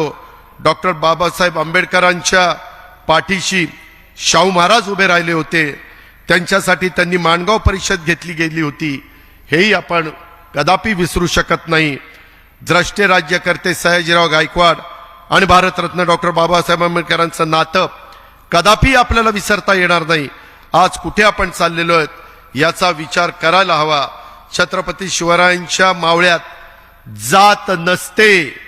संत ज्ञानेश्वर माऊली आणि जगद्गुरु तुकाराम महाराजांच्या वारकऱ्यांच्या मध्ये जात नसते आणि जातीचा अहंकार पण त्यांच्यात नसतो. ही महाराष्ट्राची संस्कृती आहे. तुकाराम महाराज त्यांच्या एका अभंगात उगाच म्हणाले होते का, बरे झाले देव कुणबी झालो. महाराष्ट्रात एक अशी जात नाही की ज्या जातीतनं संत निर्माण झालेले नाहीत. आणि आज आपण या संतांना त्यांच्या जातीत बांधायला लागलोय. हे दुर्दैव आहे. गाडगे बाबांनी देखील प्रत्येक जातीसाठी धर्मशाळा काढलेल्या आपल्याला माहिती आहेत. फक्त स्वतःच्या जातीसाठी त्यांनी विचार केला नाही. राष्ट्रसंत तुकडोजी महाराजांनी देखील राष्ट्राचा आणि गावाचा विचार त्यांच्या ग्रामगीतातून मांडला. हेही नवीन पिढीनं विसरू नये, सगळ्या नेतेमंडळींनी विसरू नये. आपल्याला गावगाडा सर्व जाती मिळून आपण चालवतो. सर्व जातींना एकमेकांच्या सोबत सामंजस्यानं राहिलं तरच गावाचा विकास होतो, उत्कर्ष होतो. त्यामुळे एकोपा ही गावाला आणि समाजाला पुढे नेण्याची पायरी आहे. हे आपल्याला कदापि विसरता येणार नाही. तू अलीकडचा मी पलीकडचा हे चालणार नाही. मराठा समाजासाठी त्यांचा न्याय हक्काचं स्वतंत्र आरक्षण असायला हवं ही आपली ठाम भूमिका आहे. त्यासाठी आरक्षणाची मर्यादा वाढून घ्यायला हवी आणि त्यासाठीच जातीनिहाय जनगणना व्हायला हवी ही आपली मागणी आहे. ज्या मराठा समाजाच्या आणि इतर समाजाच्या लोकांच्याकडे कुणबी असल्याचे ऐतिहासिक कायदेशीर नोंदी असलेले दाखले आहेत त्यांना शासकीय नियमानुसार कुणबी समाजाचं ओबीसी मध्ये असणारं आरक्षण मिळायला हवं. यात चुकीचं काय? कायदेशीर प्रक्रिया पार पाडून लोकांनी लोकशाही मार्गाने आरक्षण मिळण्याचा अधिकार कोणी कोणाचा हिरावून घेऊ शकत नाही. जाती जातीत दंगली करण्याची भाषा आणि कृती कृपा करून या शिवरायांच्या महाराष्ट्रामध्ये कुणी करू नये. एकमेकांना धमक्या ह्या कुणी देऊ नये. हा अजित पवार राजकारणात असेपर्यंत कोणालाही दंगली घडून गरिबांचं रक्त सांडायला देणार नाही. कोणाला तरी चिथावणी तसंच पोराबाळांचं करिअर उद्ध्वस्त होऊ देणार नाही. हीच माझी भूमिका आहे. हीच राष्ट्रवादी काँग्रेस पक्षाची भूमिका आहे. हाच आपला विचार आहे. हाच विचार आणि संदेश घेऊन आपल्याला भागाभागामध्ये जायचं आहे आणि आपल्या सगळ्यांची भूमिका त्या ठिकाणी मांडायची आहे. मित्रांनो, एकीकडं हे इतिहासाकडे बघत असताना वेगवेगळ्या गोष्टी आपण पाहतो. माझी आपल्याला विनंती आहे की आम्ही एकनाथराव शिंदे, देवेंद्र फडणवीस, आम्ही सगळेजण, माझी सगळ्या लोकप्रतिनिधींना, महाराष्ट्रातल्या तमाम जनतेला, शेवटच्या माणसाला विनंती आहे की वेगवेगळ्या समाजाला दिलेल्या आरक्षणाला कोणत्याही प्रकारचा धक्का न लावता, त्याच्यामध्ये जसं मध्ये बिहारनी पण मला वाटतं 10% आरक्षण वाढवलं, ती काहीतरी कॅप होती 50%ची, ती कॅप देखील त्यांनी वाढवली. आपण मागं इजाबिजा झालेली आहे, तेव्हा हायकोर्टात आणि सुप्रीम कोर्टात ते टिकलं नाही. आता तिजा होऊन द्यायची नाही. आता आरक्षण देताना दुसऱ्या कुठल्याही घटकावर अन्याय न होता ते आरक्षण देण्याच्या बद्दलचं सगळं जे काही कार्यवाही करायची असते, मागास आयोग असेल, बाकीच्या सगळ्या गोष्टी असतील, शिंदे समिती असेल, बऱ्याच गोष्टी चालू आहेत, त्या सगळ्या व्यवस्थित करण्याच्या बद्दल एकनाथराव शिंदे, देवेंद्रजी, आम्ही सगळेजण त्या ठिकाणी प्रयत्न करतोय. त्याच्यात कुठंही आमच्यात मतभेद नाही. कधी कधी वेगवेगळ्या प्रकारच्या बातम्या प्रसिद्ध होतात, त्या बातम्यामध्ये काही अर्थ नसतो. प्रत्येक वेळेस तुम्हाला आम्हाला सांगता येत नाही. आता मधी कुठं मी सांगितलं होतं डेंगू, तू येऊन मला चाव, डासाला चावला, मला 14 दिवस थांबावं लागलं. अक्षरशः इतका विकनेस आलेला होता. त्याच्यामध्ये 7 दिवस दिवाळीचे गेले. त्याच्यामध्ये गर्दीत जाऊ नका म्हणून डॉक्टरांनी सांगितलं. 3 आठवडे गेले. खुशाल काय म्हणले, राजकीय आजार झाला. अरे कशाचा राजकीय आजार झाला? मी काय राजकीय आजारांनी लेचा पेचा घाबरणारा माणूस नाही. ते तसलं माझ्या रक्तात पण नाही. त्याच्यामुळं त्यामध्ये मी मागं 5 तारखेला सगळं तुम्हाला सांगितलेलं आहे. मी मागं जात नाही. परंतु शेवटी तुम्हाला एक गोष्ट सांगतो, आम्हाला सातत्याने गाफील ठेवण्यात आलं. ह्यामध्ये प्रफुल्ल पटेल, सुनील तटकरे आणि काही प्रमुखांच्या पासून ह्या सगळ्या गोष्टी सगळ्यांना माहिती आहे. मित्रांनो, इथं दिलीप वळसे पाटील आणि बाकीचे पण सगळे बसलेत. मी आपल्याला सांगतो हे जे काही घडलं आणि कार्यकारिणी झाली, मला कालही वर्किंग कमिटी आम्ही घेतली, त्या संदर्भामध्ये नीट ऐका. प्रफुल्ल पटेल, अजित पवार, छगन भुजबळ, सुनील तटकरे, जयंत पाटील, अनिल देशमुख, रामराजे नाईक निंबाळकर, दिलीप वळसे पाटील, हसन मुश्रीफ, धनंजय मुंडे, आम्ही 10-12 जण होतो. देवगिरीला बसलो होतो. हे अनेक दिवस चालले, त्याचा उल्लेख अधिकाऱ्यांनी केला. आम्ही काय करायचं. माझ्याच देवगिरीच्या हॉलमध्ये बसल्यानंतर डायरेक्ट साहेबांना सांगितलं तर काय वाटेल म्हणून आम्ही सुप्रियाला माझ्या घरी बोलून घेतलं. तिला काहीच सांगितलं नाही. आम्ही सगळे बसलो. सुप्रियाला बोलवलं, तिला सांगितलं सगळे हे जीवाभावाचे सहकार्य आहेत. लोकशाहीमध्ये बहुमताला आदर द्यावा लागतो, तर त्या ठिकाणी संघटना पुढे जाते. आणि त्या प्रकारे बसल्यानंतर तिनं काय सांगितलं, मला 7 दिवस द्या. बरोबर ना? 7 ते 10 दिवस द्या. थोडंसं मी साहेबांना कन्व्हिन्स करते, माझ्यावर सोपवा. आम्ही 7-8-10 दिवस थांबलो. पुन्हा आम्ही जयंत पाटील, अनिल देशमुख पण होते. पुन्हा आम्ही एकत्र बसलो की बाबा सरकारमध्ये गेलं पाहिजे, आमदारांचे काय स्थगित्या मिळालेल्या आहेत, विकास कामं थांबलेली आहेत, अमुक झालेलं आहे, तमुक झालेलं आहे, इतर अनेक प्रकारचे प्रश्न आहेत, बहुजन समाजाचा विचार झाला पाहिजे वगैरे वगैरे, अल्पसंख्याक समाजाचा विचार झाला पाहिजे. ह्या सगळ्या गोष्टी करत असताना पुन्हा आम्ही डायरेक्ट साहेबांच्याकडे गेलो. साहेबांनी ते सगळं ऐकलं. ते म्हणले ठीक आहे, बघू आपण काय ते. पुन्हा आम्ही यशवंतराव चव्हाण प्रतिष्ठानला सगळ्यांना गेलो. वेळ जात होता. आम्ही म्हणत होतो की बाबा वेळ जातोय, एकदा काय तो निर्णय त्या ठिकाणी घ्या. आणि नंतर मग आम्हाला सांगितलं की ठीक आहे, त्याच्या संदर्भामध्ये त्याच्या आधी मला वाटतं 1 मे होता, ते यांना माहिती नाही. आणि मला बोलून सांगितलं की बाबा आता सरकारमध्ये त्या ठिकाणी जावा, मी अध्यक्षपदाचा राजीनामा देतो. आणि 1 मे होता, काहीतरी पुस्तकाचं प्रकाशन होतं नवीन. एक मिनिट. परंतु 1 मेला आम्ही अनेक जण कुठं झेंडावंदन वगैरे कार्यक्रम, कामगार दिन असतो आणि झेंडावंदन असतं, महाराष्ट्र दिन म्हणून 2 तारखेला तो कार्यक्रम झाला. 2 तारखेला यांना कुणाला माहिती नाही, घरातल्या फक्त 4 माहिती होतं आणि ते राजीनामा देणार होते. तशा पद्धतीने राजीनामा दिला. 15 लोकांची कमिटी तिथंच जाहीर केली आणि त्यांनी बसावं आणि अध्यक्ष निवडावा. त्याच्यामध्ये राजीनामा दिल्यावर सगळेजण एकदम आश्चर्यचकित झाले आणि त्याच्यातनं तिथं वातावरण वेगळं झालं. आणि मग नंतर ते घरी गेले. घरी गेल्यानंतर वेगवेगळ्यांनी वेगवेगळी प्रतिक्रिया त्या ठिकाणी दिली. मित्रांनो, इथं आनंद परांजपे बसलाय, इथंच आहे.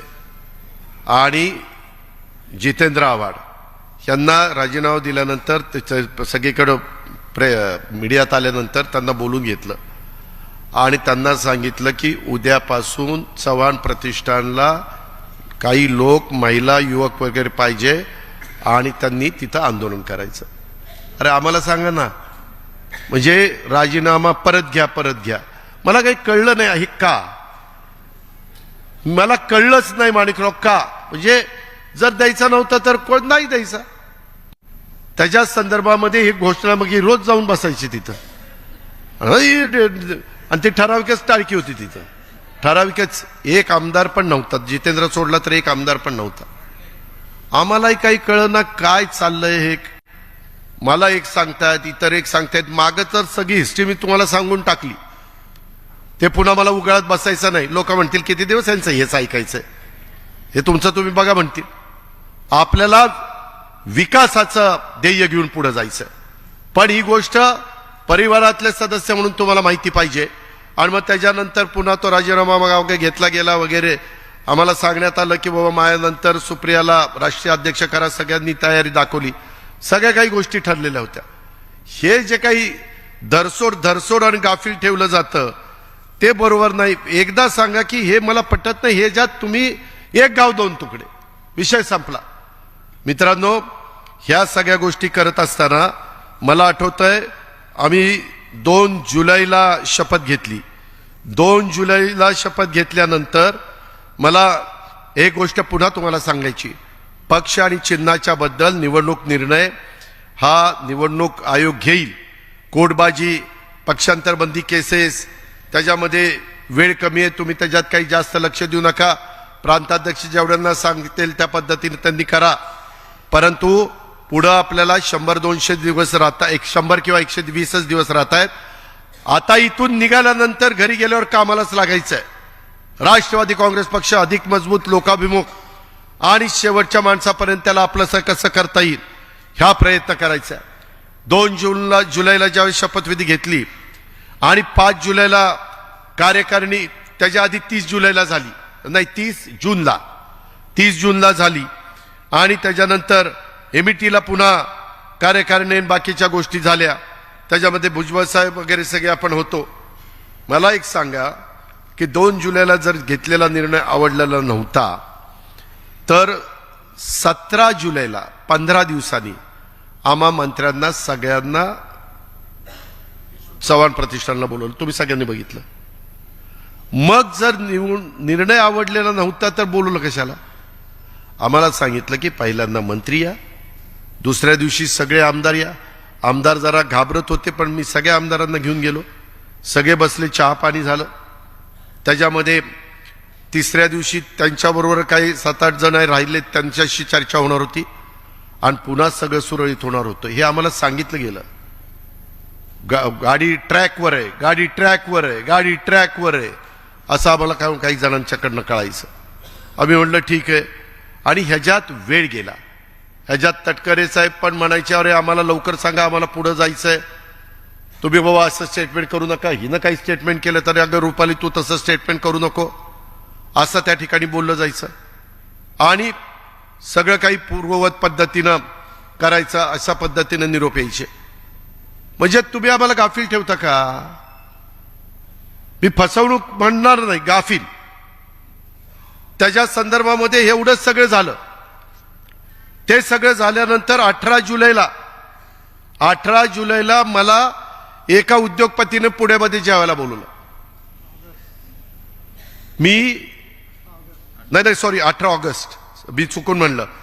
18 ऑगस्ट नाही, 12 ऑगस्टला बोलवलं आणि मला त्यांनी सांगितलं की काही गोष्टीची चर्चा झाली, इथं वरिष्ठ येतील, जयंत पाटील असतील, तुम्ही असेल आणि मी असेल, चौघांनी दुपारी जेवायचं. निरोप आल्यावर मी गेलो. त्याच्या संदर्भामध्ये मग ऑगस्टमध्ये जुलैला झालं, जुलै संपूर्ण गेला, ऑगस्ट 12 म्हणजे जवळपास 1.5 महिना झाला. त्याच्यामध्ये असं का, म्हणजे जर करायचं नव्हतं तर कशा करता गाफील ठेवायचं, कशा करता ह्या गोष्टी करायच्या? बर कुणा करता आम्ही करतोय ना, राष्ट्रवादी म्हणूनच करतोय ना, लोकांची कामं करत नाहीत का? आज राज्यामध्ये आम्ही फिरू शकत नाही, आम्ही चांगल्या पद्धतीने सरकार चालू शकत नाही. मागे 2.5 वर्ष कोरोनाच्या काळामध्ये कोण काय करत होतं तुम्हाला माहिती आहे. उभे महाराष्ट्राने पाहिलं, बाबा सगळ्यांच्या बरोबर नीट काम करा, केलं. आज पुढं नवीन पिढीचे 10-15 वर्ष महत्वाची आहेत.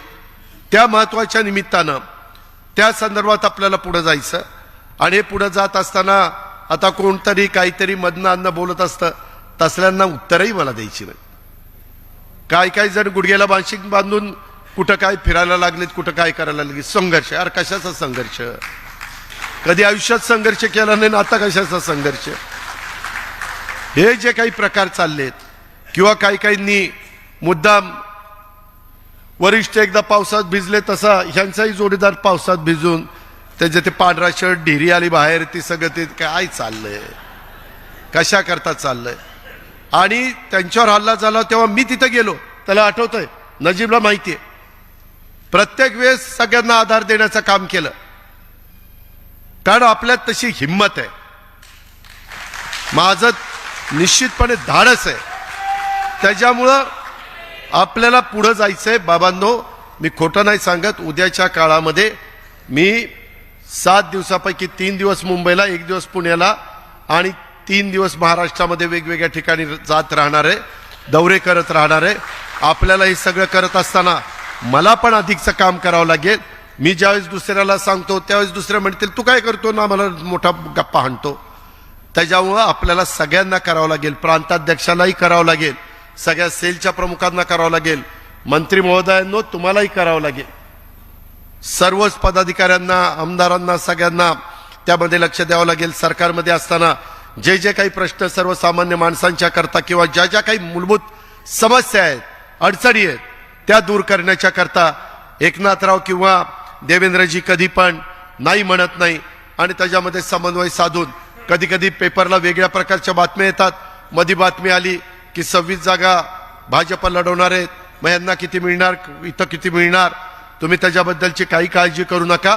व्यवस्थितपणे योग्य पद्धतीनं जी काही आपली क्षमता आहे, जी काही आपली ताकद आहे, जे काही आपले कार्यकर्ते आहेत, त्या सगळ्यांना न्याय देण्याची भूमिका. आणि त्यामध्ये अल्पसंख्याक माझा मुस्लिम समाज असेल आणि मागासवर्गीय आदिवासी वंचित घटक असेल, ह्या सगळ्यांना न्याय देणं आणि त्यांना बरोबर घेऊन जाणं, ह्याच पद्धतीचं काम हे आम्हा लोकांचं होणार आहे. माझ्या सकट 9 मंत्री आहेत, त्या प्रत्येकाने थोडे 4-4 जिल्हे वाटून घेऊन तिथं संपर्क ठेवला पाहिजे आणि तिथं सातत्याने गेलं पाहिजे. ह्याही बद्दलची विनंती मी आपल्या सर्वांना ह्या निमित्तानं करून इच्छितो. कुठल्याही परिस्थितीमध्ये आपल्याला तडजोड करायची नाहीये. त्या संदर्भात निर्धार नव पर्वाचा वैचारिक मंथन, घड्याळ तेच वेळ नवी, ह्याच पद्धतीचं काम हे करत राहायचंय. त्याच्यात आम्ही कुठं कमी पडणार नाही. भूतच्या बद्दल मात्र कुठं कमी पडता कामा नये. अशा प्रकारची माझी विनंती आहे. जर कुठल्या राष्ट्रीय जिल्ह्याच्या अध्यक्षांना किंवा कुणाला काही शंका आली, आमदारांना, कुणाला माझ्या आमदारांना, पदाधिकाऱ्यांना काही कानावर आलं, काही वेळ वाटलं तर केव्हाही हक्काने विचारत चला. पण आपण सगळेजण स्वतःला झोकून राष्ट्रवादी काँग्रेस पक्ष अधिक जोमाने पुढे कसा जाईल याबद्दलच ह्या 2 दिवसाच्या शिबिरातनं शिदोरी घेऊन आपण आपापल्या भागामध्ये त्या ठिकाणी जाऊया आणि एक नवीन इतिहास ह्या राज्यामध्ये घडवण्याच्या करता सगळे जनजीवाचं रान करूया, अशा प्रकारची आग्रहाची, नम्रतेची, कळकळीची विनंती करतो. आणि आपण सगळेजण इथं उपस्थित राहिलात त्याबद्दल आपल्यालाही देखील सगळ्यांना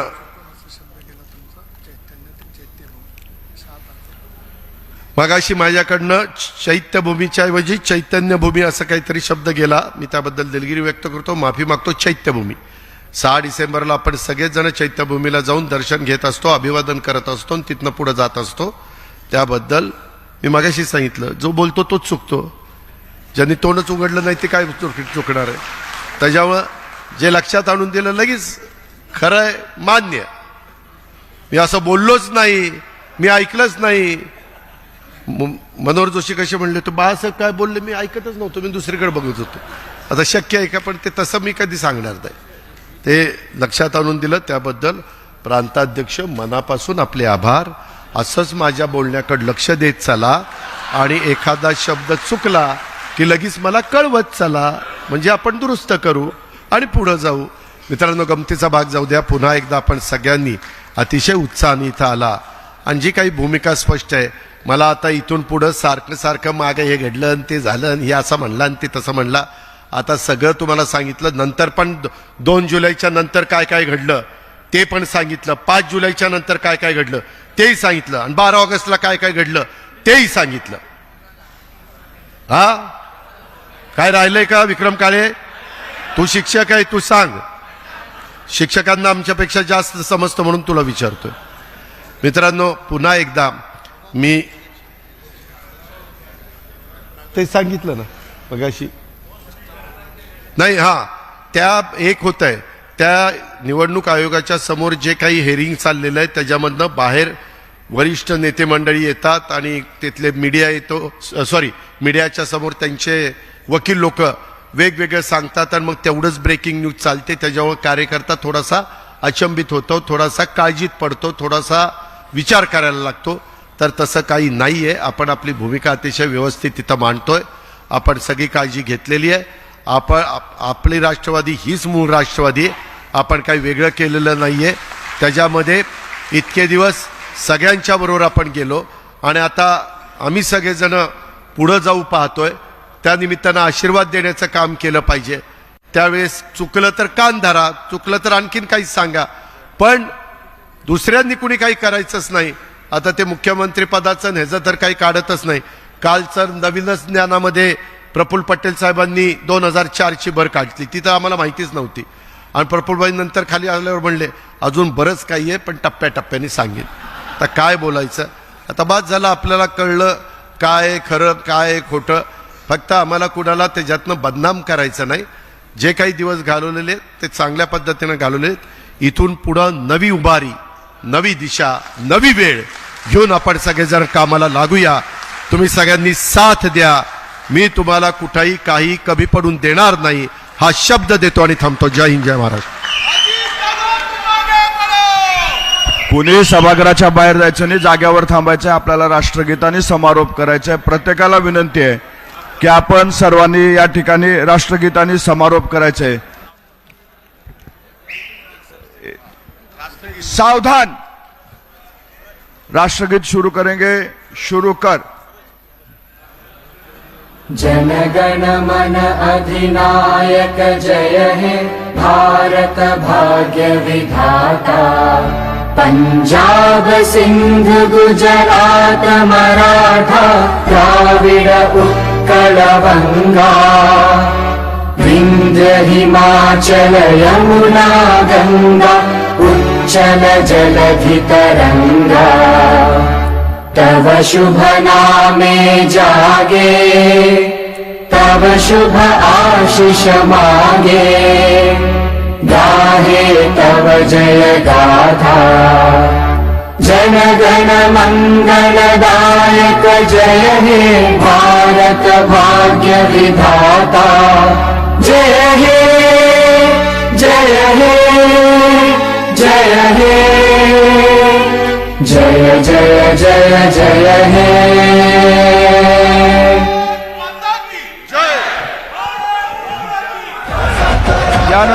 यानंतर मी विनंती करतो